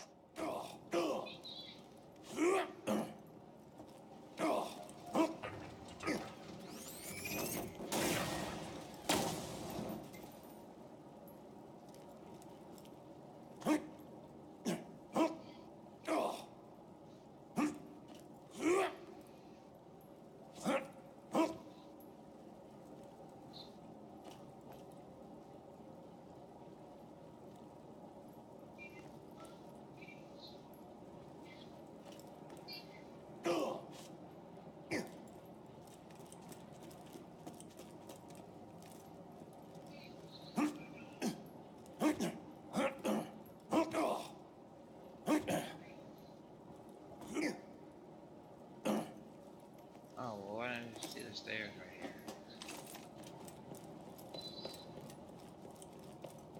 There's where I need to get to the hole.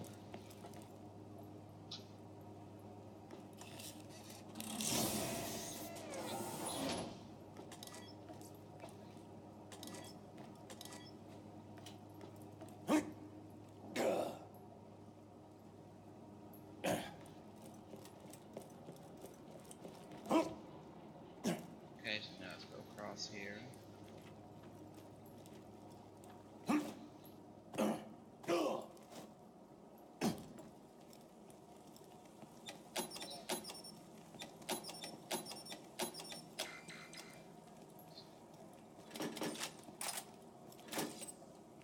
Well, I know that I got let me see. Trying to think of the name of the band. I know a band that was like that hadn't toured together in a long time. They had a couple different incarnations of the band. A few people come in, come and leave, but they got the I think the original singer and the original drummer back in the fold with the best lineup of the band, and that is Under Oath. Under Oath is more of a metal, more of a, like one of those hardcore metal bands, not metal, but has some screamo in it because the drummer he does pretty much half the vocals and the backup vocals, and then you got the main singer himself that does his vocals and his singing, and that is and they did a video where people thought where they were talking about people saw us doing a reunion tour and they thought we weren't going to make music get together again. Nope, we're making an album coming out in April.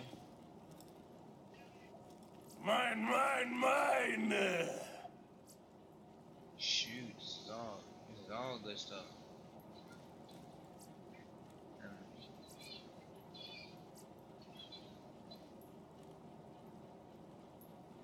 Oh, I will take that.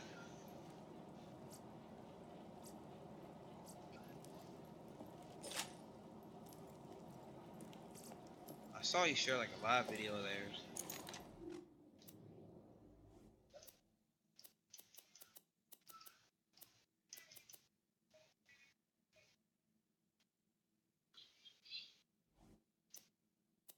But who makes the prettiest noise?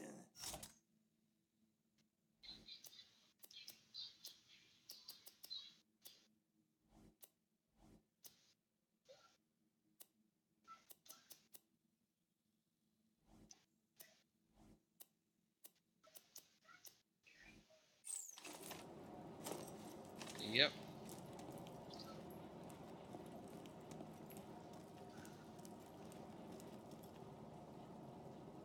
Let me do something over there real quick.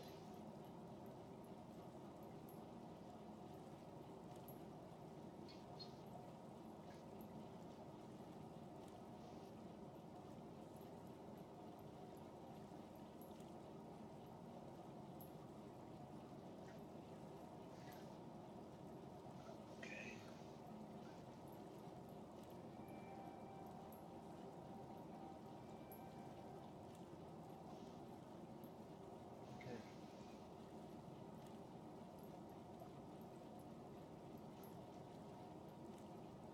So I'm gonna spring up real quick, everybody, and then we'll get back right back into this.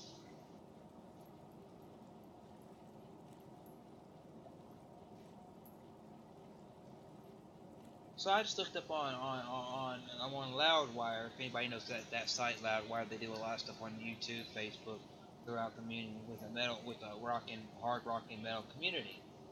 And with so many new metal and hard rock albums being released each week, it's difficult to keep up. We're leaving easier with a check of all the 2018 releases and one to be in. Check out below because this list updated on a regular basis. Dates are supplied by record labels and are subject to change. So here are some albums and stuff that they say are going to be releasing, starting because they've already took away the January and February, starting with March 2nd, March 2nd, 2018, they got The Antics, Ghost of the Timeless Void, Floyd, Andrew WK, who is very awesome, with You're Not Alone. I don't know most of these bands, but hey, I'm sharing them out to people. Black Moth, can't read the name of their album, but they're on Candlelight Records. But then you got Iron Dragon, Gatekeeper, you got K-Tor, got two stuff. Put out the fire in my belly. Michael Schenker, I've heard of him With before. knives and bullets and Ocean Summer, I will eat your Bush and nephews. Stone Broken. That's just that date. But I'm gonna go to ones that I know, bands I do know. March 9th, you got Between the Buried and Me. Automoda. They're from the same record company that has Action Alexandria, I think. Some more. Or used to have Action Alexandria. Judas Priest has got a new album coming out called Firepower, and they're on Epic Records.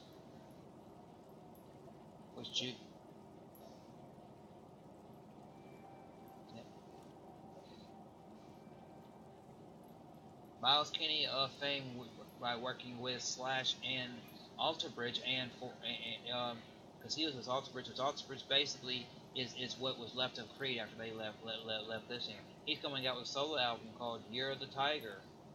You got Nightwish coming out with the album. Stone Temple Pilots coming out with a self-titled album.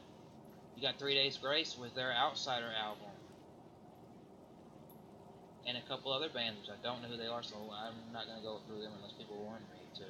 I might do this every once in a while, look stuff up, talk about music this way. That'd be really cool. You got, let me see, on March 16th, you've got, there's no really big names that stick out to me. I mean, there's bands like Black Foxes, Black Wizard, the Crown, Earthless, Fury, Eye of the Sun. I mean, they're from some good record labels, but not bands that stick out to me.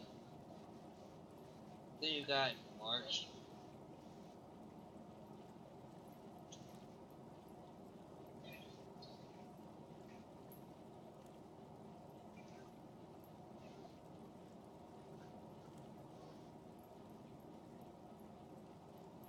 Oh, cool. Now on March 20th, what's the name of the band? Okay, they're not on the list. I thought they might have. But then on March 23rd, 2018, you've got a big list of some bands, some people that I do know of and have really enjoyed their music. You've got Bless the Fall, Hard Feelings. You got Jack White doing an album called Boarding House Reach. L.A. Guns, which is an older band from the 80s. They got Made in Milan, DVD CD. You got Kip Winger. He used to be part of an older band called Winger. Death Alley. You got Not Hot at Ashes, Feather and Bone, The Sword, This, Thunder, Wet, Willhaven. Then you move to March 30th, 2018. You got Escape the Fate with I Am Human. You got a band called Kitty with Origin / Evolution, CD, DVD. You got Napalm Death. You got Red Sun. I've heard of this band, Red Sun Rising with Thread. They're from Razor and Tie, which is a good company, good record label. Then you move over to, I'm gonna go for a couple more months, see how it switches down here. This is cool. April 6th, and now let me see. Copy this. Copy. anybody wants to know where I'm looking at right now, what I'm reading, why I take a little bit of breather from the game and then I go back into it. This is this is it right here. Bam, link in the description box right now.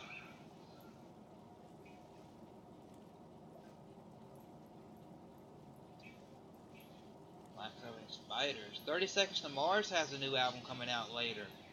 Okay, and that's on April 6th. And then you've got Underoath, which is one of my favorite bands of all time. Their Erase Me album coming out April 6th. And there's a bunch of other bands. The Dead, Daisy, stuff like that. Okay. April 13th, 2008, Behemoth has a new album coming out. Breaking Benjamin has another album coming out. Dead City Ruins. Derek Smalls. Metallica has the 598 EP. Garage Days revised reissue. Okay, so it's a re-release of an album, older material. Yes. Then you've got going to April 20th. Blackstone Cherry, Family Tree. I'm gonna have to check that out. I like that band. A Perfect Circle, phenomenal band.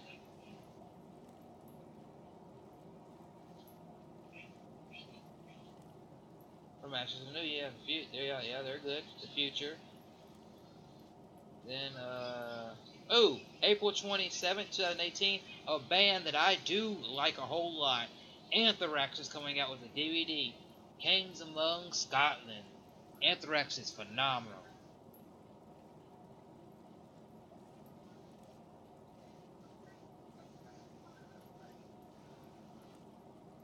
How was the show?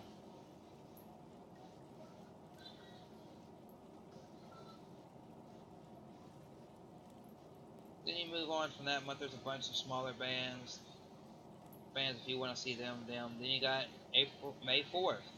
The biggest band there is I can't say their name, but they're from Nuclear Blast. They're a big band. Dan Borgrat or something like that. Then you've got Gamma Borger, yeah. Then you go to May 11th, which is only two bands, The Body and Follow the Chipper. May 18th. The only band I've heard of is At the Gates. I've only heard them, I think, going searching through stuff years ago. Then you can skip all that, and then 2018 albums already released. If you've seen these bands, some of them have already released bands. Let me see if there's any big names coming out here. Black Barrel Vibes, Bell, which they're an okay band. I mean, Avatar, yeah, Avatar Country. You got Bleeding Gods, was their album already released. You've got, let me see, Joe Satriani. He's an amazing guitar player.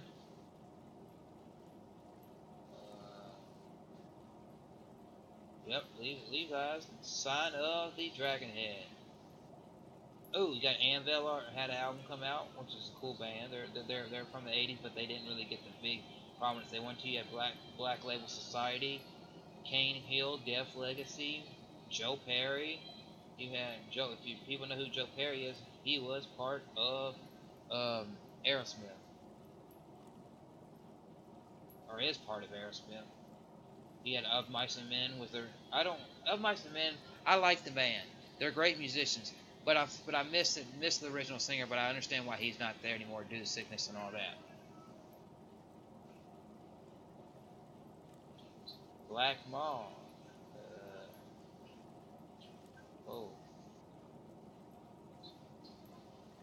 What's going through this Loudness? I've heard them. John 5 and the Creatures. John 5 is a great guitarist. He played with Rob Zombie.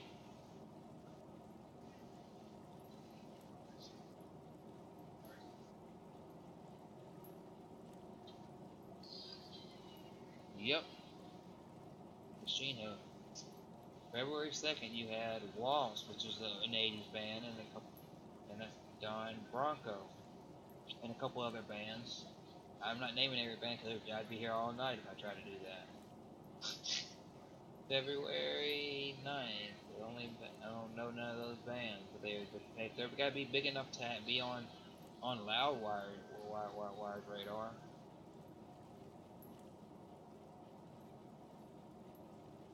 Then you have February 16, I Set to Kill, Extinction AD, Harvarder, Neil Morris, Melted Space, Pop Evil, yes. Plot NDUs, Visions of Atlantis, February 22nd. Black Wizard, Chris Bay, let me see. Huntsman, Fight for Fight, Dukes of Destroyer 666. Let me see, scroll down. Yeah, MGT, and We Sell the Death.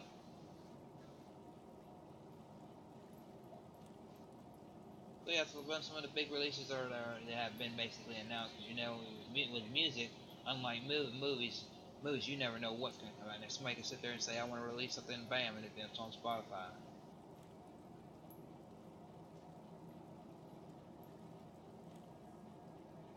Let me see. And I'm going to do something else before I get back into the game, and so I'm going to we'll get back over to that in just a second.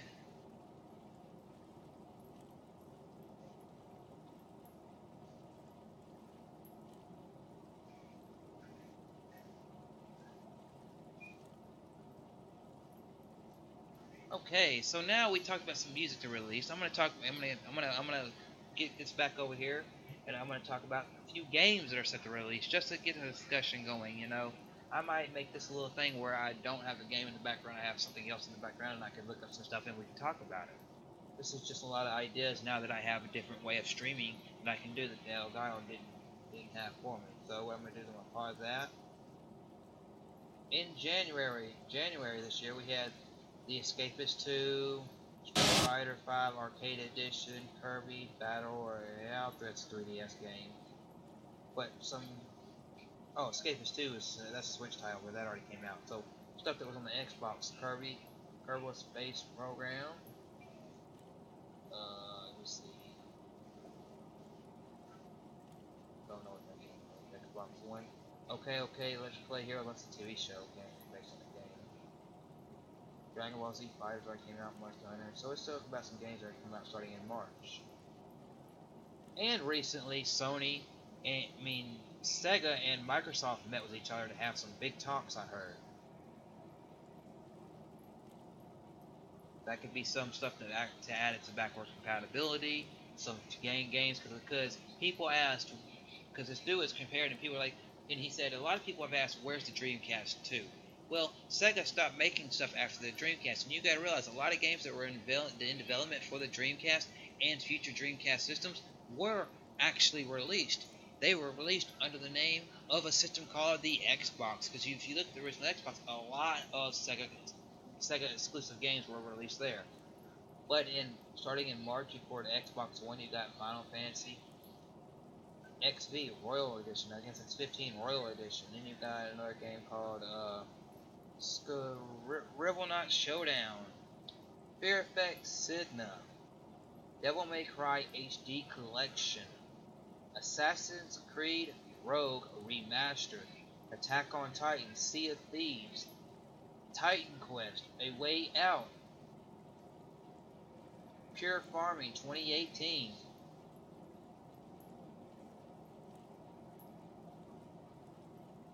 What's that name? You know, Pure Farming 2018 must be the competitor to Farm Simulator. Then you got Far Cry 5, which I will be purchasing Far Cry 5. Coming in April, we have Extinction and Adventure Time, Pirates of the Etron.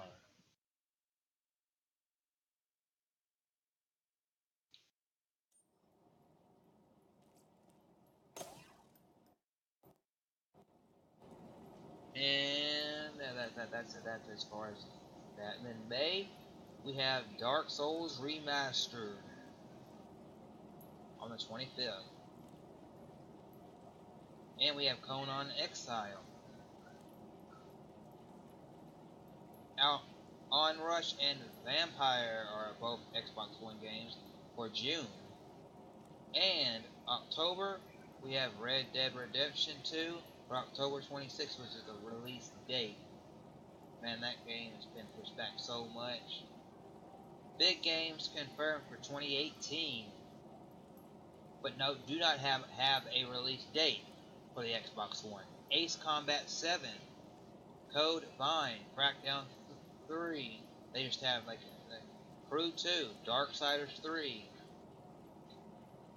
Jurassic World Evolution, Kingdom Hearts 3, Left Alive, Metro Exodus,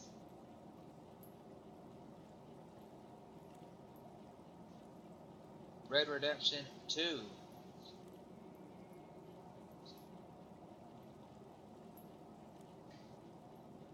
Skull and Bones, State of Decay 2, Street Fighter 30th Anniversary Edition Collector's Edition, The Walking Dead Season 4, The Wolf Among Us Season 2, and yeah, that's pretty much the games set to release this year. A bunch of them. But obviously those are just major titles. There's a bunch of probably indie games that will release and drop that I'll pick up as well. But yeah, I'm going to get back into the game, play for about another 30 minutes, hour, however long I feel like playing. I'm going to drink the rest of my drink and we're going to have a good time.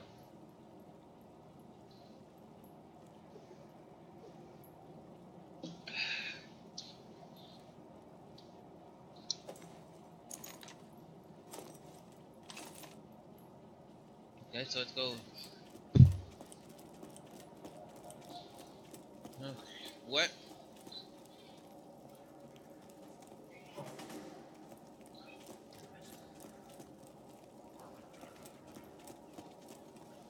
I don't. Whoa! I don't watch a whole bunch of baseball. I mean, I've been to baseball games when I was littler, but as I grew older, I kind of grew out of it. But teams I used to go for. I know my brother. He's a big Atlanta Braves fan. Big Atlanta Braves. He like he's really into the sports. To me, I don't watch it enough to be able to comment on it enough. But if I do go with teams, it's usually like San Francisco and St. Louis. And I go with St. Louis because they're the Major League Baseball team, and the minor league baseball team for them is Memphis Redbirds.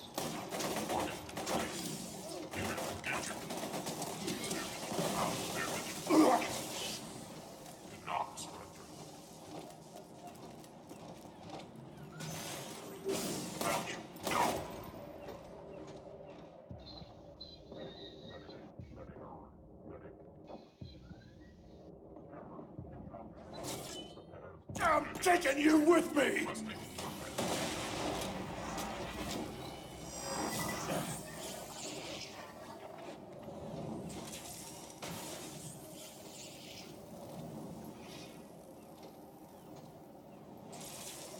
Greetings, clone of the recently deceased. Good luck in your future endeavors.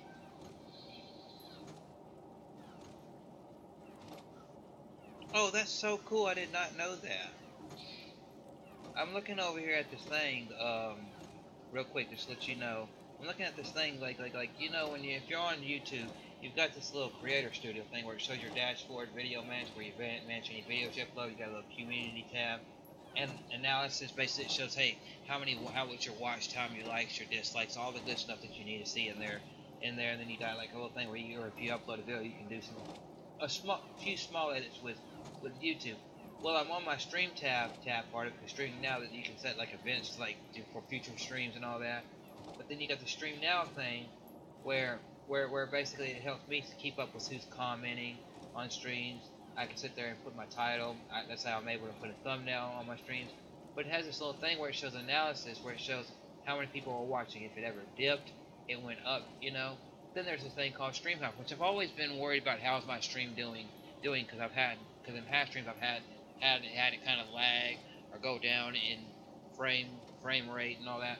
Well, it has this thing that's in stream out. If I look at that, man, that basically will keep me. It's every 2 to 4 minutes. It's updating and saying, hey, you're good stream. Check audio settings. Good stream. The auto Audio streams current bit rate is 9999 hertz. Is lower than the recommended bit, and we recommend that you use a. Okay, well, cool. But everything is good, so I'm gonna go over here and message something real quick. But other than that, yeah. So what were you saying?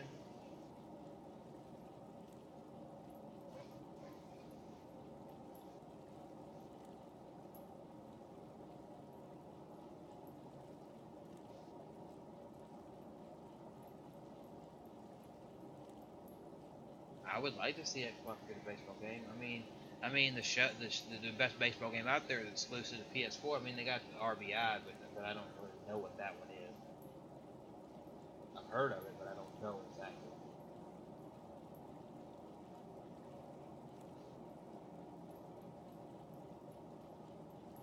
But the big one, the show, is exclusive to PS4. You know, MLB the show. I think EA or 2K need to come back into the market and say, hey, we used to compete against each other doing all these sports games. Why don't we bring one back to the Xbox? But now we were speaking of NHL earlier. Do you like the NHL game?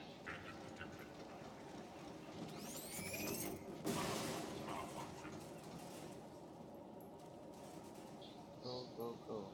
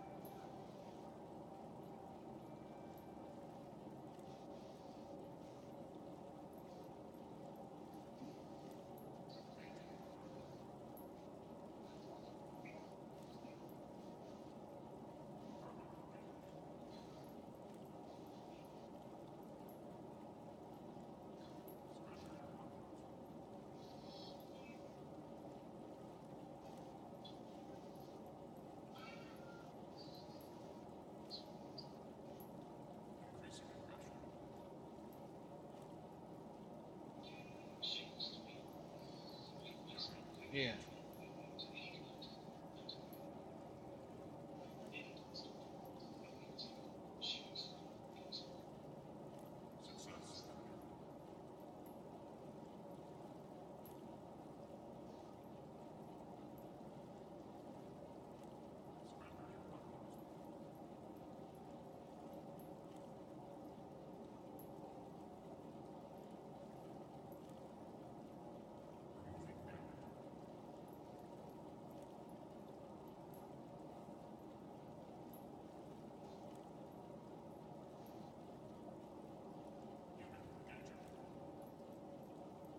Yeah.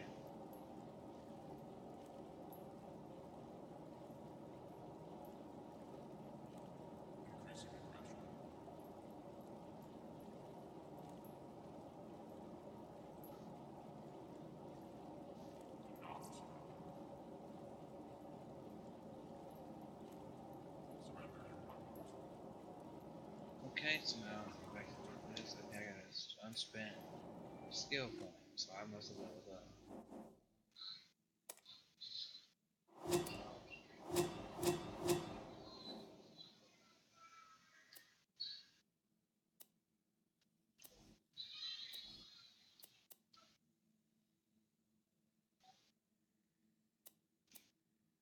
I like.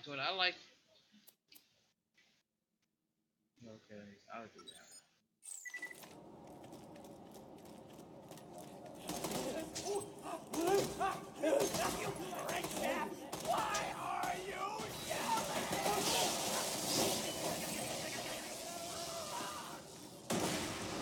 Yeah.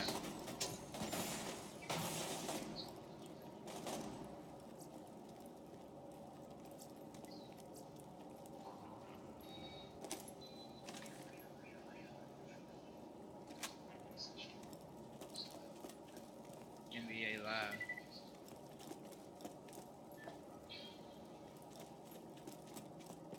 Yeah, cause I remember whenever I was like, say, in middle school, probably 12, 13, 14, 15, somewhere in that age. I remember there was a period of time every fall you had a Madden, you had your Madden NFL game every year, and then 2K was thinking about, oh, do we want to jump into the market? No, but then you had 2K because they didn't do a football game because Madden had the market on it. You had 2K releasing a basketball game, all these other sports games, making sure they had every sports game other than maybe football. And then you had this EA doing NBA Live, doing this, doing that, and it was cool that you had a whole slew of sports games. You don't have as many sports games as you used to have. You know that? Because for a while there, if there was a sports game, you pretty much had an EA version and a 2K version of it. It's all, what do you want? What preference you want? You have, and even with in the baseball, there used to be two different baseball games and NHL games and all. There's always the big company. You always have the big company, and then you get the other company, which 2K has just come just as big as EA in my eyes and all this. They don't have all the licenses now with EA. They don't have all the licenses and all that, but they still do have a lot of games and stuff like that. It's like whenever I was watching today, there was Spawn Wave, RGT85. A couple of them we're talking about Sega talking to Microsoft, because Sega went to Microsoft in Japan's place, and they took all these pictures and showed Sonic next to all the different iterations of Xbox consoles, the Xbox S, the Xbox One, and the 360 and all this, and they were speculating what could it be. Well, RGT85 broke it down. He said there could be a bunch of possibilities it could be. You think about this: the original Xbox is where a lot of the Dreamcast games were either ported to, or that Sega had at the time was creating went to a lot of series you haven't seen since then. Then they could return.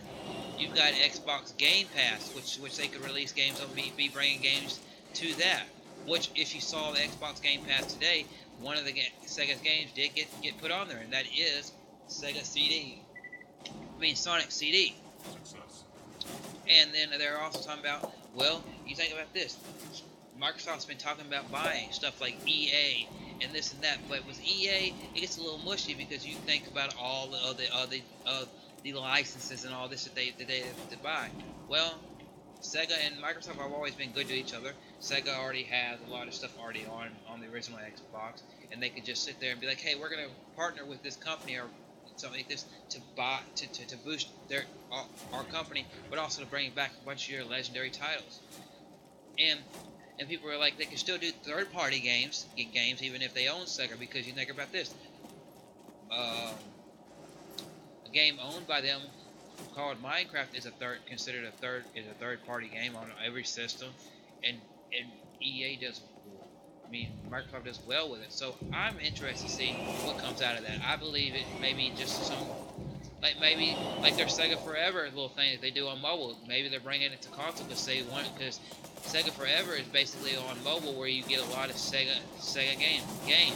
And if they said they did want to bring that to console, so that'd be cool to see it featured.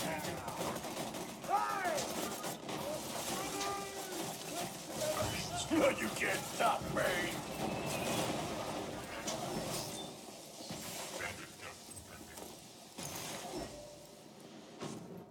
Moving to engage.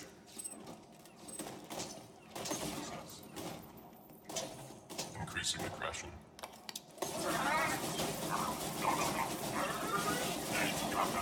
I feel the crimson. I think that even if Microsoft were to ever to make their game developing side better and get some more exclusives, even if they buy a bigger company, whether it be Sega, this, that, other thing, since they have so much of their foot in other parts with PC, with Sony and Switch and all that they probably would sit there and get a couple things exclusive to them, but at the same time they would still want to do like they do with Minecraft and make stuff third party, just so they can get as much as they want out of everything, because Microsoft does need to get a lot of exclusive with it, but then again, Microsoft could go and say, hey, we're not going to buy these we're not going to buy this company, we're just going to partner with them or do whatever. But they were going breaking stuff down because and they even showed some of the pictures, and I was like, that is interesting from the promote because. And they're like, companies do always talk to each other. And he's like, companies do always talk to each other. I mean, companies are always talking to each other because we live in the age where Xbox One, compared to anything Nintendo or PlayStation, is the most backwards compatible system other than having a PC. Your Xbox One can play almost everything in the catalog that Xbox has released since Xbox has been around. I mean, obviously there's some titles that due to the Xbox One being early 2000s, that some of the source codes aren't there, but a lot of the games are coming, and maybe a slow process, but a lot of them are coming, and some of them come and go. But he said it's really cool. It's like you don't see that with PS4. PS4 does have their little streaming service, which you can, but you're having to stream the game, unlike Xbox, where you can download the game and play it as much as you want, as long as it is part of the service. And then he said they used to have something kind of like the arcade and all that and that on PlayStation, but that was PlayStation 3, and they left some of that stuff. Xbox said, "Hey, we may not have all the exclusive or have all this stuff, but we're keeping what we did on Xbox 360 and bringing it and being able to use it on the Xbox One, which is very awesome and something that PlayStation is missing out on, in my opinion." I gotta fix this real quick.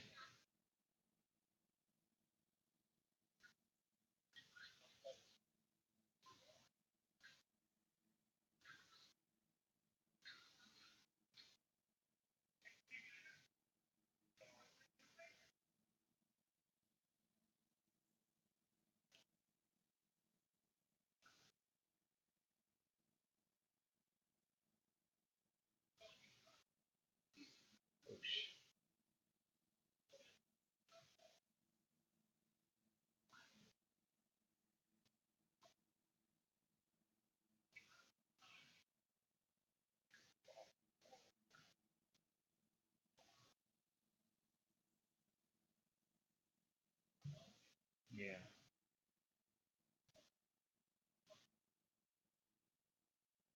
Okay, so now you see.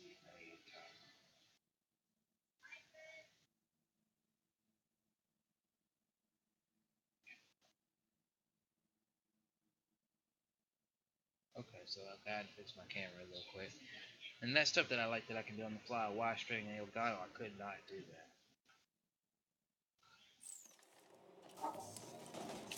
But I'm excited for the future. Since I am on the Xbox and I will continue to do Xbox, and I might down the road continue to have the main Xbox system, whatever it is, but I buy PlayStation or Switch or something as a secondary system because everybody has their main system. And the secondary system, since like I already got a laptop and all that, I'm going to stick with them, and I'm excited for the future. I know they haven't announced a whole lot other than 3 major titles and some indie and a lot of indie titles for the future, and a lot of games going to Game Pass, which I'm probably going to start purchasing Game Pass just to get access to a lot of those games like Super Lucky Star. I like to play that too. The Tomb Raider, the new Tomb Raider game is on backwards compatibility. Be able to play Sea of Thieves. Was that through Game Pass? Cool. I would like to try it out. But a lot of their stuff like Gears of War, Halo, they haven't said much of it in a while. But I feel like at E3 this year, you get something about Halo, or at least a hint of it, kind of like maybe you did with Metroid, a small hint, and say, hey, it is at least in development. To say that much, you could next year, if you don't want to do it this year, because of Halo, you could say, hey, next year you give a hint at the next Gears of War, or you try to get some of that stuff like that going, and then you bring back some of that stuff because I'd be really interested in it.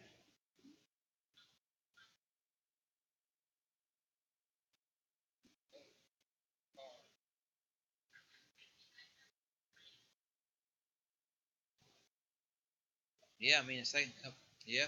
The developer that made Cuphead said that they do want to make another game in that style, and they said there could be addition to Cuphead, but also another game in that kind of art style, but not Cuphead. And also, Forza Horizon, they're thinking about the next one in that series because they did the Motorsports series this year. And they said next year could be at E3 they could possibly announce that they could bring you know, there's a lot of stuff that they could do. There's a lot of developers they could work with to get the stuff there. It's just what will they announce, you know? Let me get back in. So. Where are you, soldier?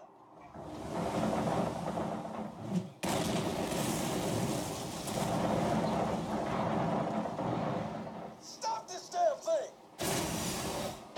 That bot's taking Roland to the drop barge. Stop them before they get away. Lethal force authorized. Hyperion took Roland? Jack didn't send Wilhelm, did he?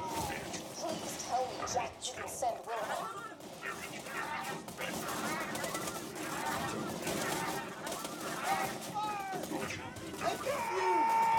Just leave us alone! Leave us alone!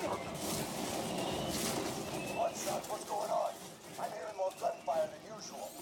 Still waiting on a response from my team. Yeah. First mall at the scene. Oh, took you long enough. All right, 20 bucks for that. That's my fire. Orders for my little one. Yeah, true.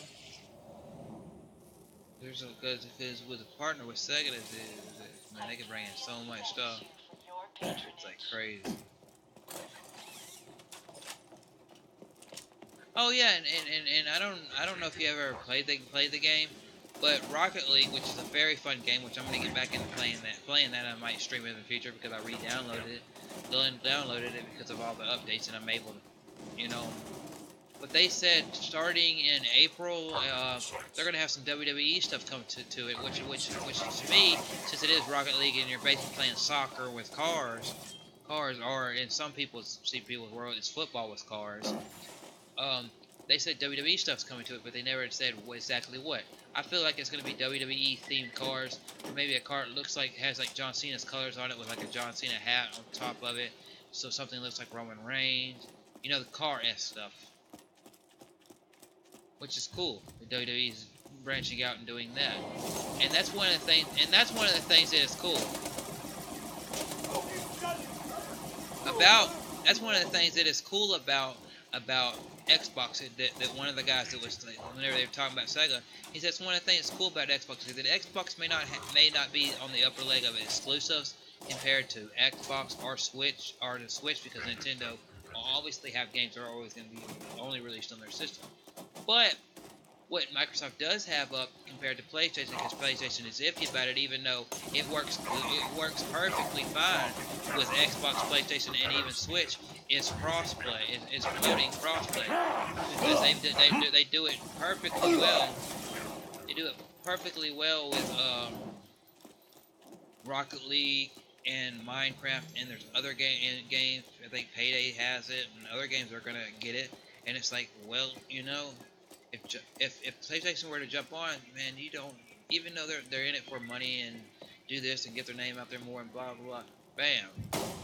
And also, I was watching a stream the other day. It was RGT85, I think, Spawn Wave, and a couple other guys. These are YouTubers that, because I'm starting to create more, stream more, and create more this year, I've started to get advice from other people, just see where their heads at. Yeah, they've been doing it just as long as I have, if not longer.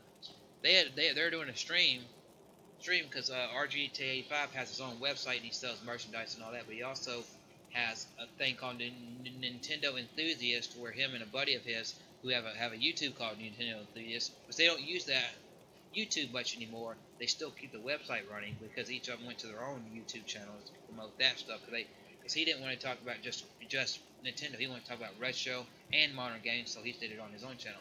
But the other day they had this developer on there, and this developer was talking. They were asking him questions like, "Hey, what system was easiest to develop for, and all this?" And he said, PlayStation has its issues here and there to develop for. Xbox has had issues here and there, but right now the easiest systems to develop for are Xbox and it's Xbox, because Xbox has a thing where if you have had a game previously on one of their systems, you have Xbox backwards compatibility, which that game can just be upscaled really simply and easily, and it's just and they have so many possibilities with that system. It's just due to certain things that are sometimes out of their hands. People think, oh, Xbox is this, Xbox is that. But Xbox, I've been inside Xbox, I've been inside PlayStation, and I've been inside Nintendo.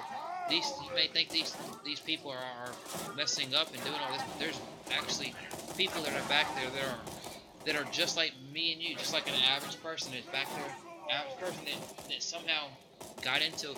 Hey, I'm at college learning how to create games. Now I got hired by this company, and they're so passionate that they're such in a hurry to want to create something that they to be able to play it.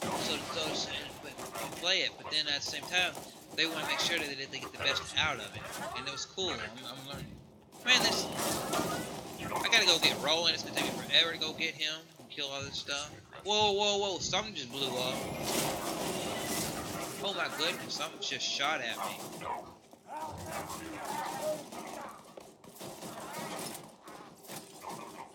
the hell is that gun?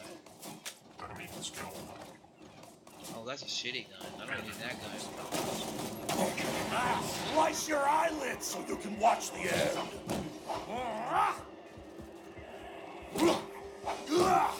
Never stop the killing. Never.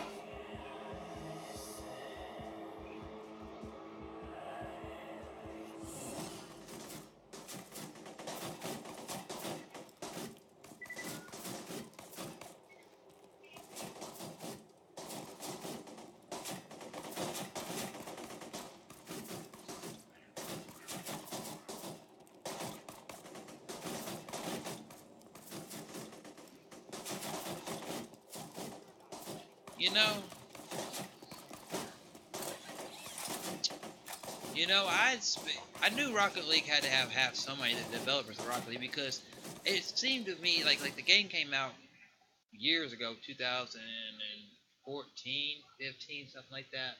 So it's a relatively older game now. Now it's one of those games like Minecraft. It's one of those games that's going to be like Minecraft and Payday 2 and all these other games that are so good, or even if they're not the greatest games out there, they're so good at doing what they do, even though they could probably excel better in certain areas, that no matter what system or what evolution happens right now currently in gaming, since gaming is it's so easy to say, hey, this game's been out for 5 years, but since there's such a fan base behind it, why don't we take the game from 720p to 1080p? And I knew Rocket League had to have some kind of money because it seemed funny to me that I saw all these WWE pay-per-views for like the last 6 months, or these WWE shows, and it said sponsored by Rocket League, sponsored by Rocket League. So to see WWE merchandise or WWE stuff to be put into the game with cars, which obviously is going to be cars, and maybe one of the arenas looking like a wrestling ring that you're rolling around in. Obviously, I knew something like that eventually had to happen somehow. Because WWE's like, well, they keep doing this. Let's see if we can put something our spin on it. So let me go. Run.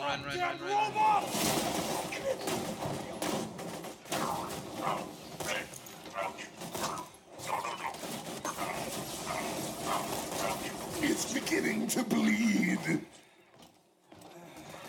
Please, no!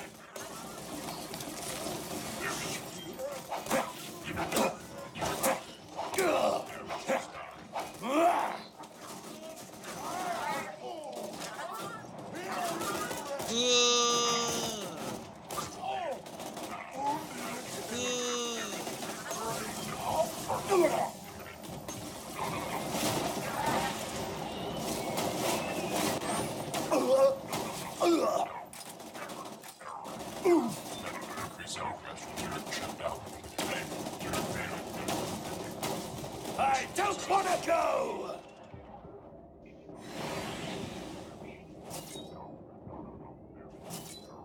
More blood for my brutality! I'm taking you with me! You walk the wrong dog!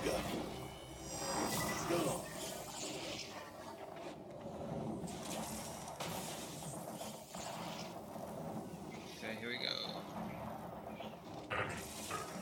So, how are things? I gotta see something real quick with my character, because I just don't like the how I got right here.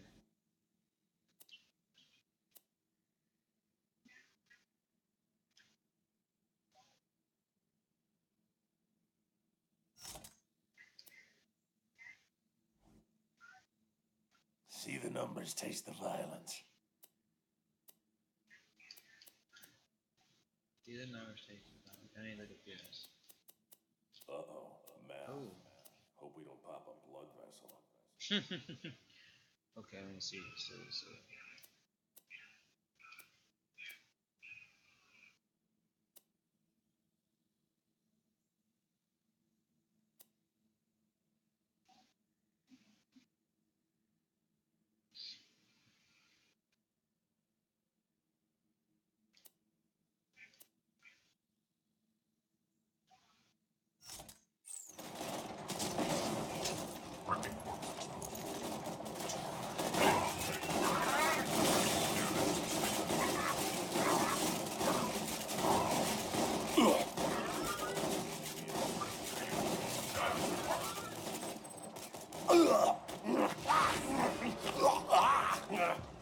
Okay, so no.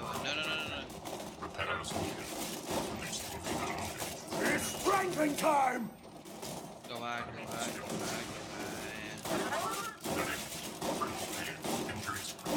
rising! Damn. Okay, now I need to go actually look. I'm trying to figure out which one is the use. Magazine size 3.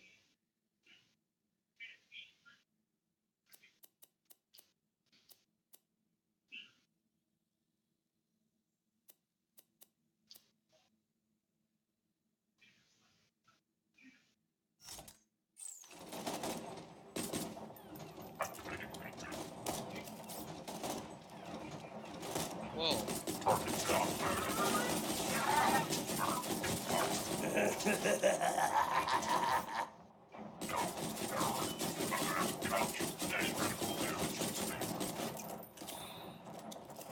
Okay, so that's what I needed to do there.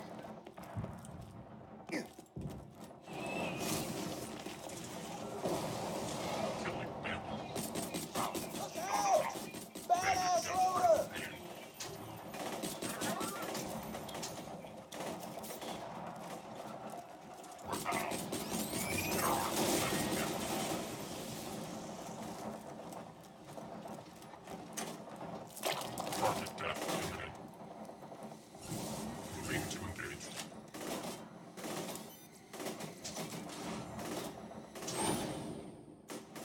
And then we go over here and drop some. I gotta drop some stuff.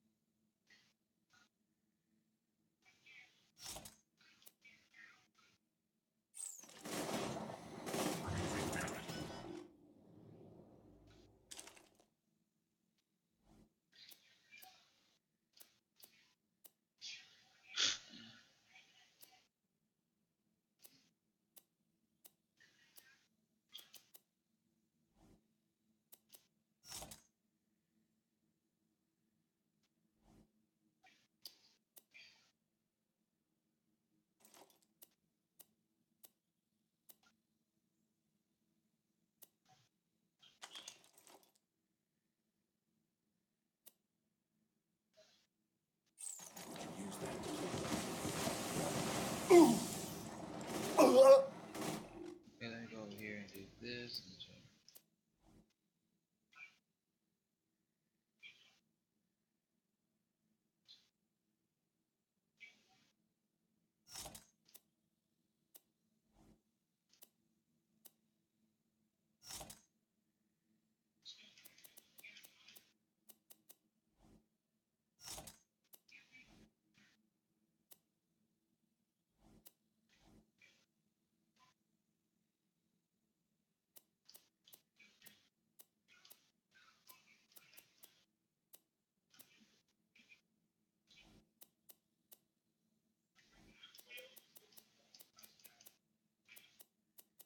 let me see.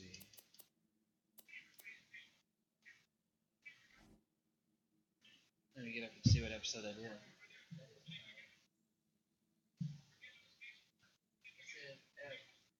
Episode 8, So 12 extra large medium. The lowest sees a psychic after Christmas doing it lost in the woods. Peter started changing behavior for extravagant perception. It is over. Okay, so now let's see. I'm trying to get which one of these. I need to drop some of this stuff because I mean, I would like to sell it, but I can't have all this stuff just sitting here in my inbox. So this is stuff's higher priced, so I'm just gonna leave it.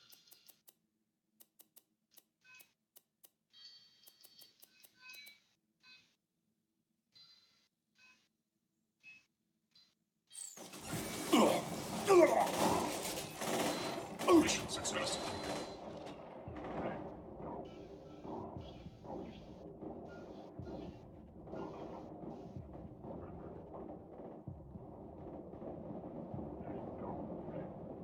Martyr for my little one.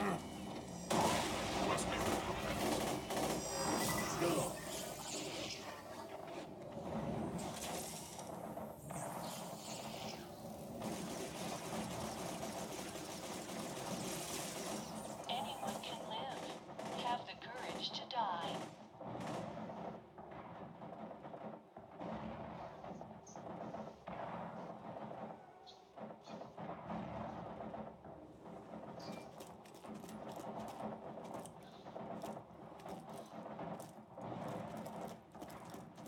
Here I go.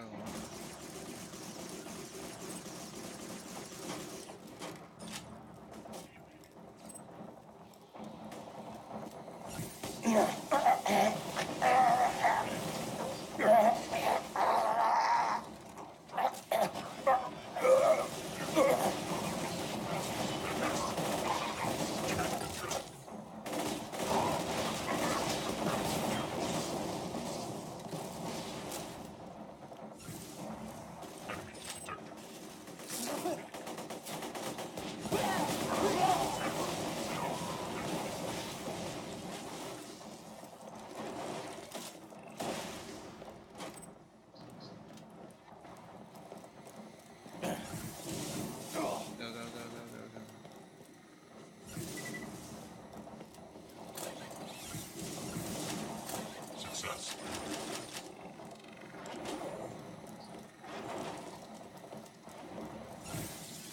It's going good. I'm going so good. I'm still trying to get rolling, but it'll take me a second.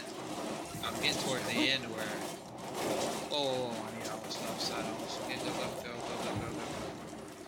Right, Removing bandit.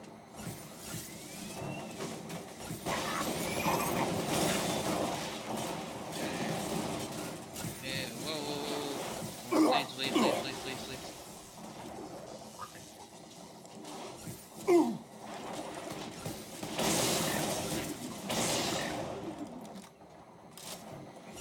Nobody kills me but me! How'd that go?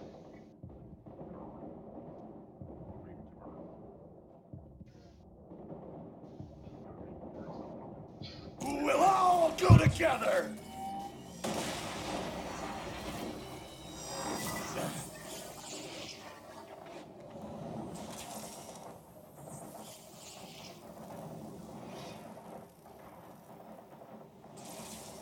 The Hyperion Corporation wishes to clarify that the bright light you saw after death was our digistructive technology, not a higher power.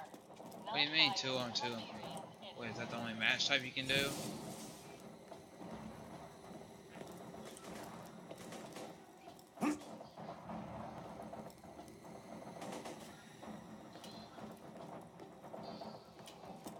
Yeah.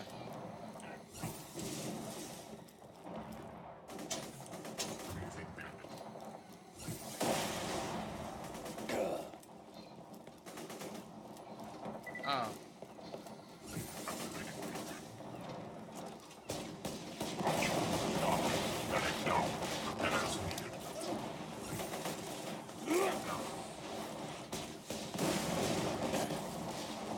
Man, it's getting hard in this part of the game.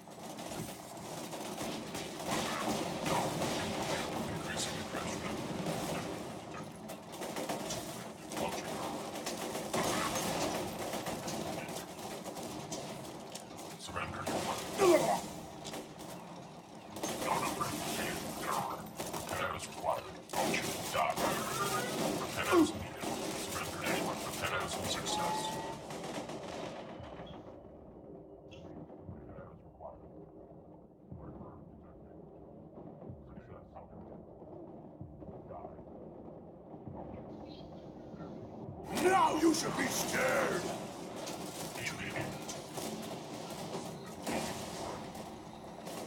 No! No!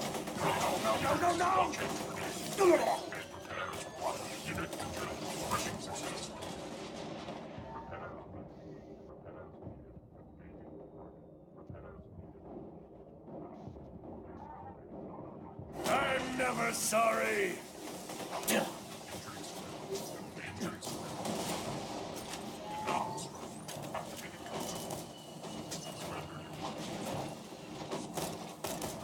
Success. Go run. Nope, I'm gonna die. I just feel it happening. I can just feel it happening. Maybe not. What did Maybe I not. tell you?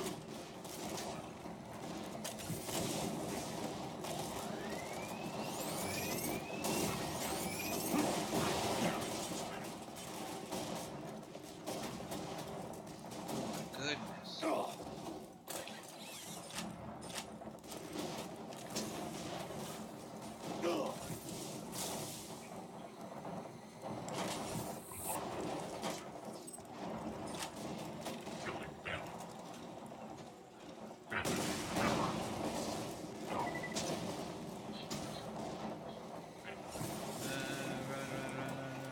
Kill this constructor so we can get the hell out of here.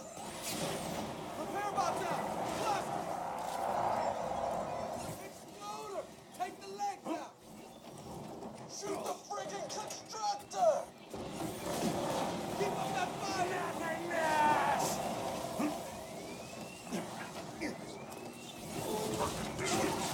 That's the mayor is prepared! Nope, I'm dying. I'm dying. It's strangling time!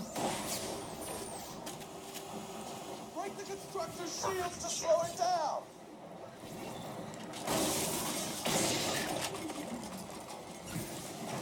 Just like that!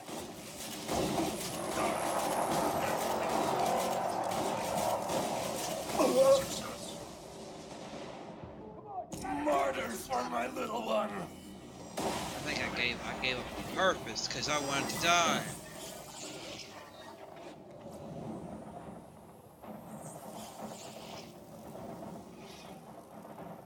Break the constructor's shields to slow it down!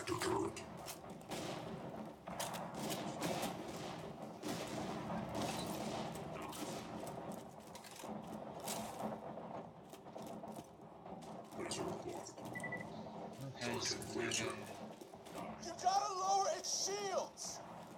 I know what to do, Roland. It's a process of being able to do it, get all my way, get all the ammo I need, and be able to do it.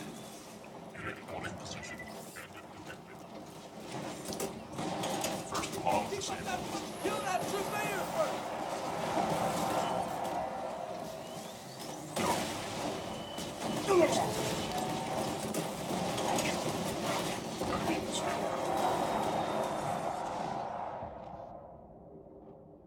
Shoot the friggin' constructor!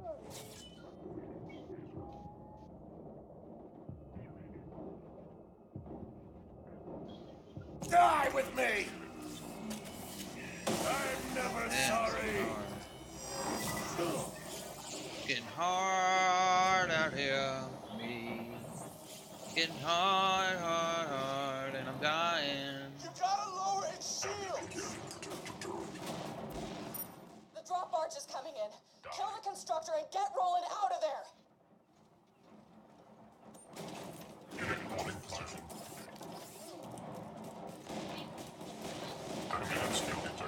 Shoot the friggin' constructor!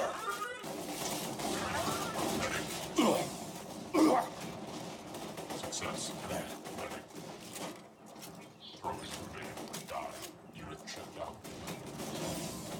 Oh, yeah. Break the constructor's shields to slow it down!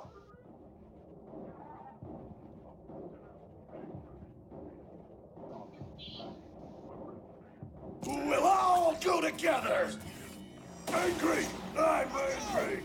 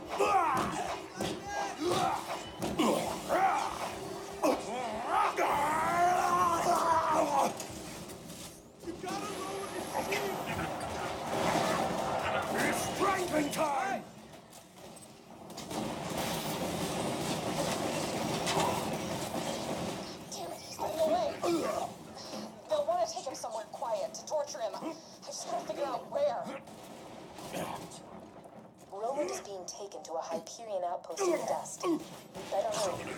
If he dies, I fear Lilith might overreact. Be honest with yourself, kid. Do you really think you can stop me? I knew you were gonna go for Roland. I'm smarter than you. I mean, I don't mean to condescend. That's just a fact. I'm sorry, condescend. It's a word that means talk down to. You got that, kitten?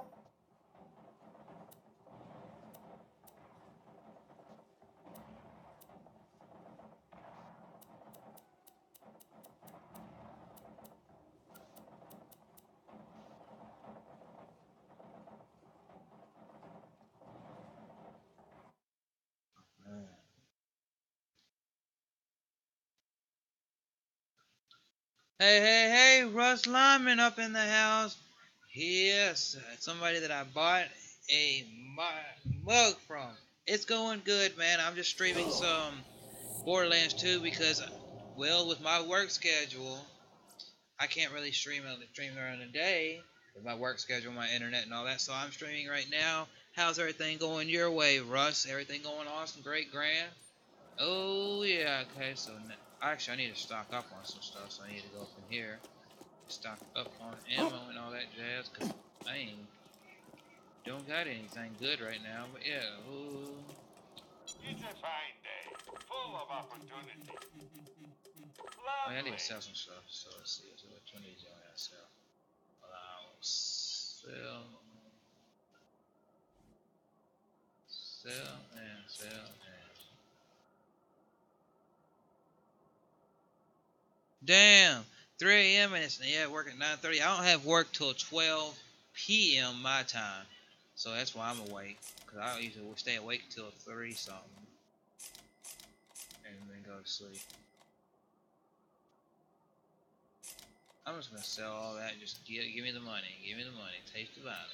Give me the money. Come back anytime. But yeah, it's going good, man. Having another stream over the next week when I'm gonna take maybe a day or two off of streaming and get some other content recording.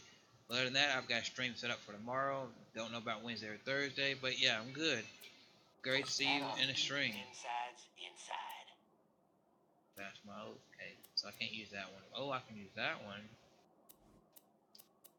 No. Okay, see, none of these are doing me any good. Be careful out there.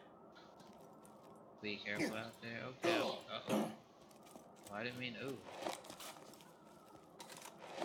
Man, I gotta go get this stuff in. Get it. Go. Get up out of here.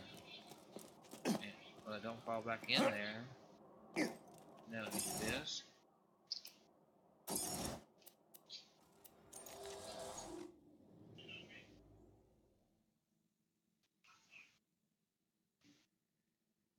Oh, they got him over there in extra friendship gold, so I gotta go all the way over there.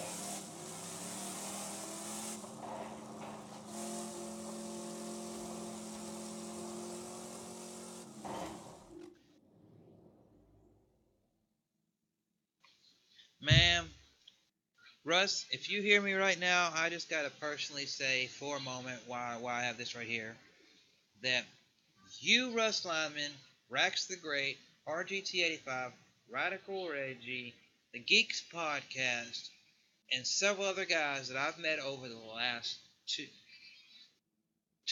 to 6 months have been really awesome to me to help me follow my content. And it's awesome that I've got somebody like my buddy Larry to be in chat with me and help to chat with me and help keep things lively. It's cool that we and him can play games together.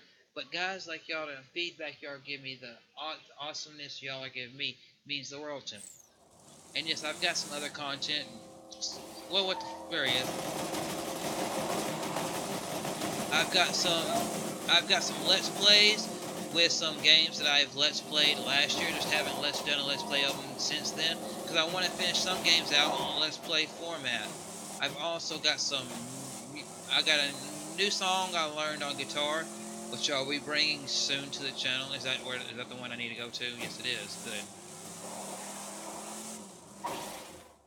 And I've got some other stuff, because I've got some stuff where I want to give some more shout outs to some YouTubers that I feel like deserve it. I also got a video that I did a few years ago called Support Your Local Wrestler, where I've got a video where I've wrote some stuff down. It's called Support Your YouTubers and all this good jazz coming out. And I'm gonna try to do some a little bit more editing, some maybe some stuff popping up. See how it goes. So let's see where I'm at right here. Okay, so I'm right here. So I got an ammo place. Let's see what ammo they got. Day for capitalism. That's not good. Buy from me if you want to live. What the hell is that class mod?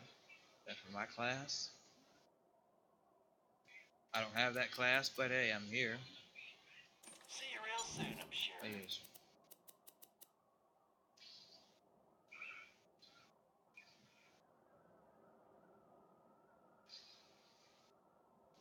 Compare what I have on.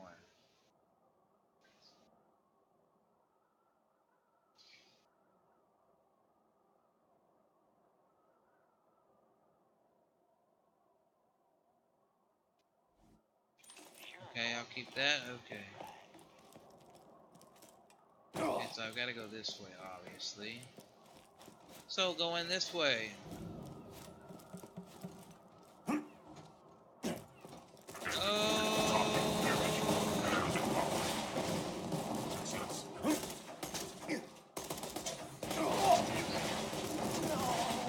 Y'all aren't gonna get me. No.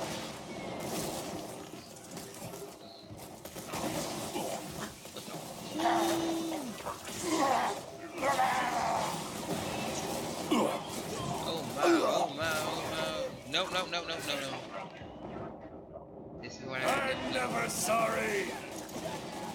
You're never sorry either, am I? I feel the crimson. Ooh. No. I'm just gonna run through here real quick. I want to see about it. This result works better than what I was doing.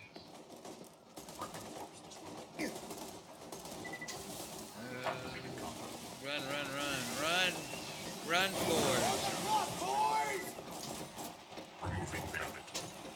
I'll show you what a badass is.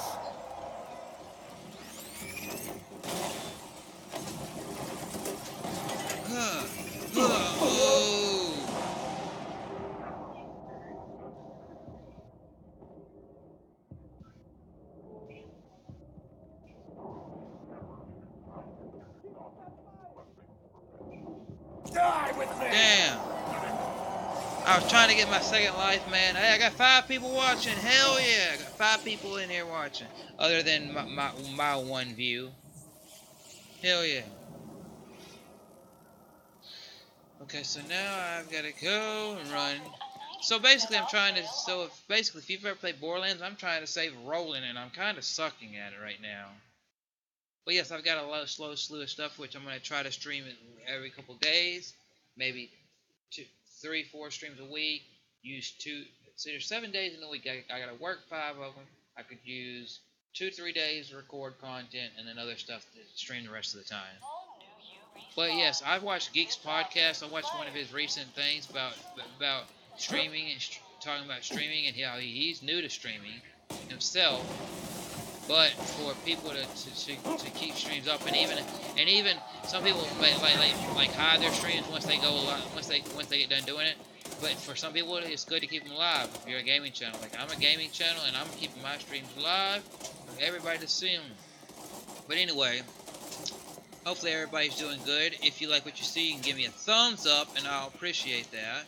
If you want to see more content from yours truly, like live streams, let's plays, me do some wrestling and music videos, which will be coming over the next month. You want to see me? You got any suggestions on what kind of content you think this channel I could do for a video? Comment away. Tell me. I would like to keep discussions and talking and creating stuff going, and I'm just trying to get rolling out of here. Oh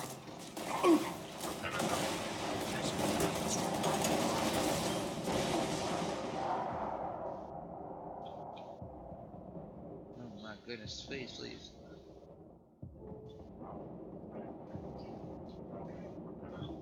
No, because I have to reload. Nope, I die every time I have to reload. That's the only time I die is when I have to reload. Only time I die.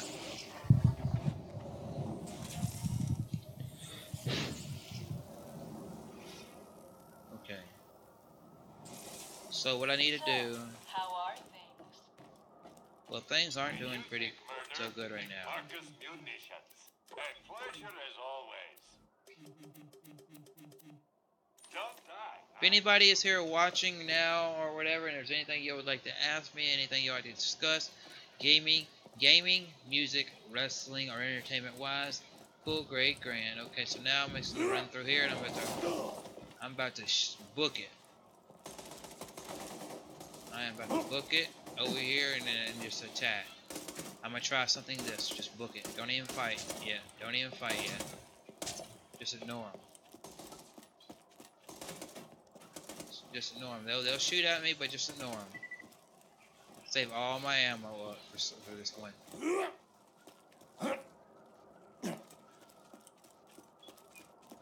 Charging laser.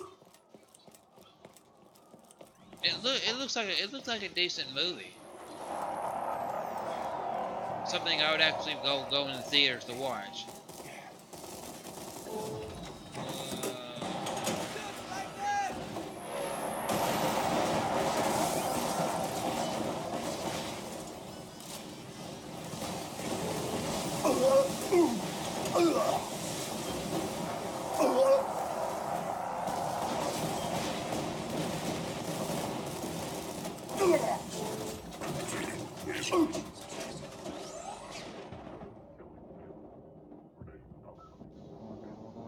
Am I gonna die? Second. Oh. I've got a spot for you in my liver.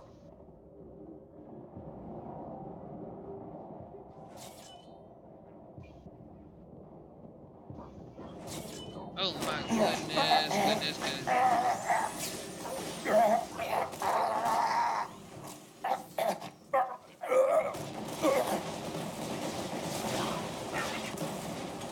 Listen, I'm just trying.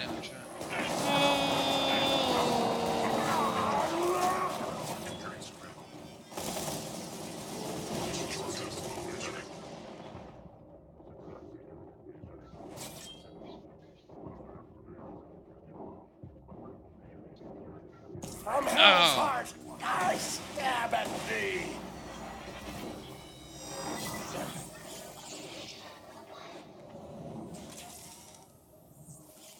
Okay, come on.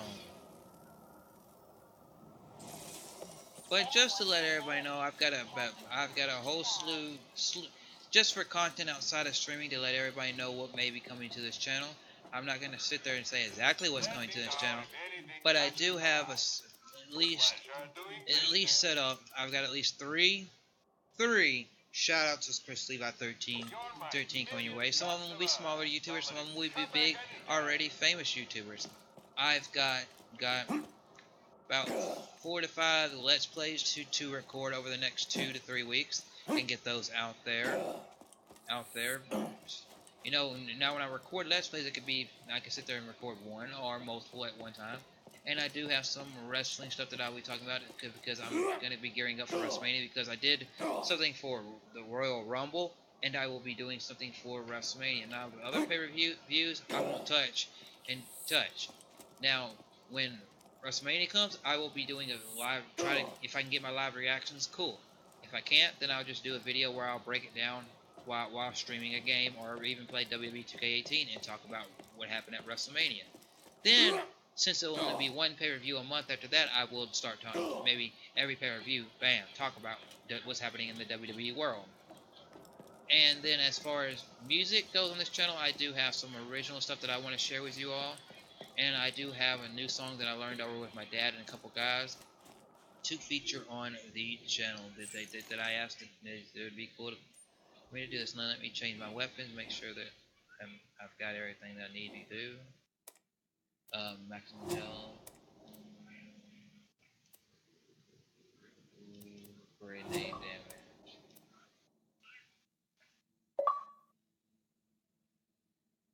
I got an achievement. Yay! Maximum health. Gun damage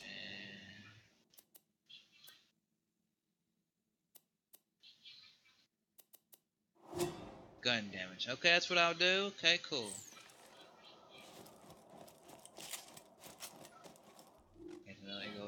weapons. Make sure I got.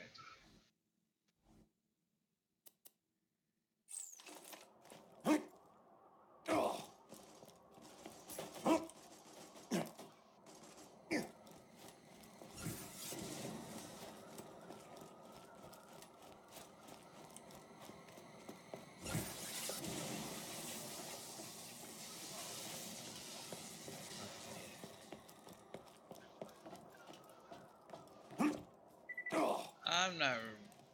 I don't know on that one. You got a favorite?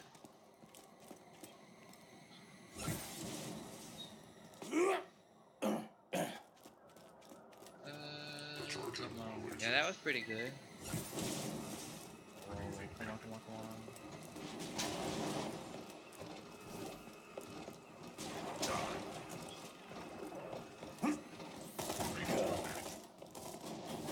I'm gonna get it over here. I'm gonna get down and I'm gonna make sure that I can get my stuff out. If you're here watching, thank you all for watching. Give me a like, subscribe, all that good jazz, whatever you feel like doing. It's only if you want to. And if you want to donate, you can donate to me, directly to me, or so I'm fixing to come out. Parking corpse disposal. Increasing aggression. Yeah, that's what I'm gonna try to do, Russ. I'm gonna try to go out here and kill the bad guys and save my buddy Roland. But man, I don't know if I got the right weapons or anything. But I'm about to go out and do this. 1, 2, 3, go.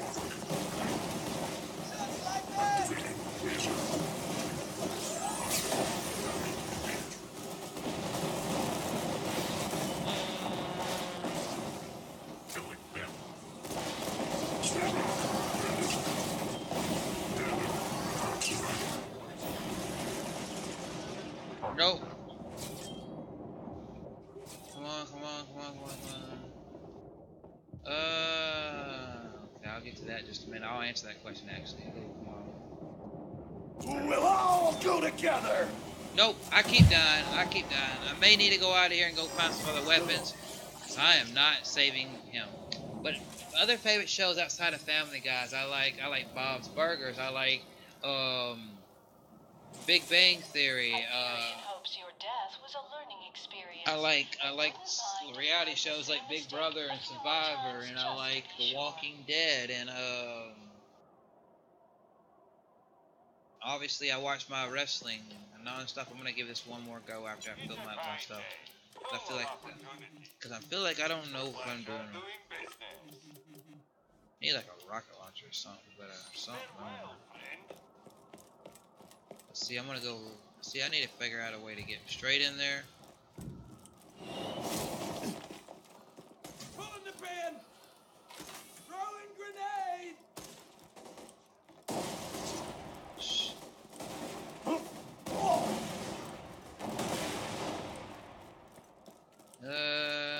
I'm gonna run straight in here. I won't give it to. And they can come at me. They can come at me. I'm gonna try to dodge everything and go right in for it. Go dodge everything. Go right in for it. Come to me, rat sponge. Just like that.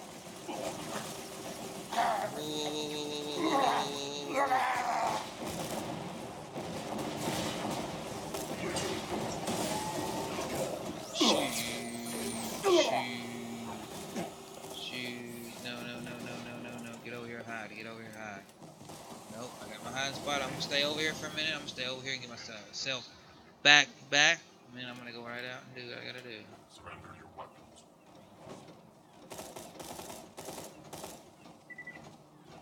Grenade outcome unit engaging.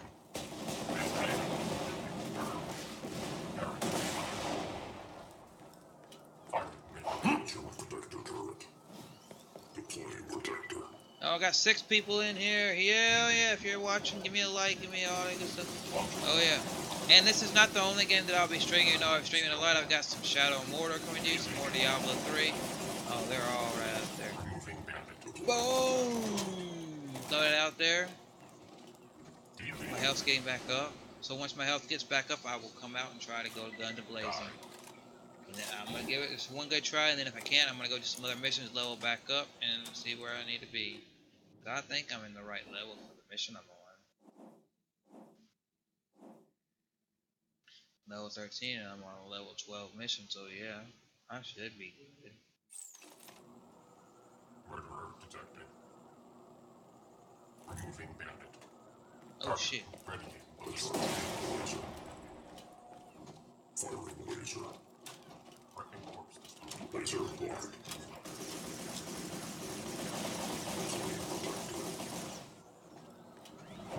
Summoning detector turret. Keep up that fire!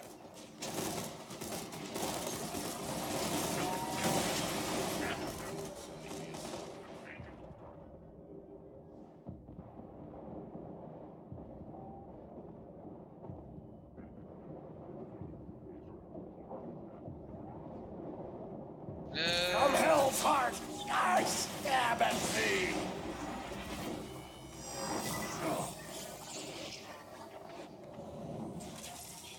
Okay, I'm not gonna go in there guns blazing, but I will do this. There's 7 people. Damn, my numbers keep going up and down. Oh, well, damn. Didn't know this many people would be awake at this time. If he ain't dead, I'll keep you that True. way. Catch you later. A fantastic day for capitalism. You're my millionth cut 2 words, my friend. No refund. Sorry, Roland, but I'll come back to get you. I'm going back over here to do something. See you later, Russ. Actually, I'm gonna go somewhere, and I am actually probably gonna about to get off the stream because it is 2:30 here, and I've been streaming for 3 hours, 6 minutes.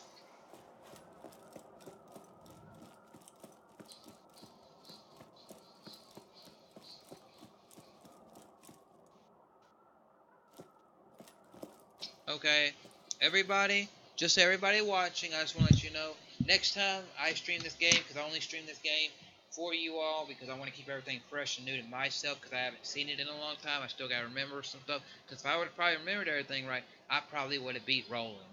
I mean, got Roland already. But next time we get in the game, which will be towards the end of the week, I will be getting Roland. Catch me tomorrow night for Diablo 3 tomorrow night after I get off work. I'll be doing all 3 in the night, and then Wednesday or Thursday I should be able to do some Shadow of War. In this game, I'll do it again if I'm not doing anything Friday or Saturday night. Anyway, I'll catch you all later, and I will be recording this week some videos to drop on this channel starting next week, some other stuff. So if you don't see me stream one night, it's because I'm recording some other content. I don't record my content right now during the day because I work 12 to 9, which means I gotta sleep. So yeah, and I get home at 9 o'clock. I'm usually tired from work, but I relax for an hour, and then I'm able to sit up for 3, 4, 5 hours and record stuff. So I'm gonna get some stuff out for you all. You got any ideas for me? Anybody ever got any ideas for stuff that I could do outside of streaming to create content? Please message me and say, hey, I got an idea. Hey, a suggestion, any of this. Facebook, Twitter, Twitch, Instagram, all that good stuff. Message me. Anyway, I'll see you all later. Stay awesome. Got anything to say before we leave, Larry?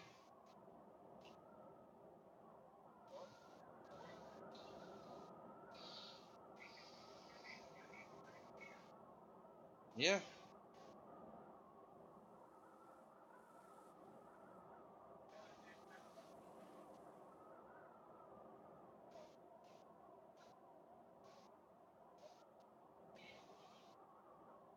Nice change of pace not to be murdering someone for once.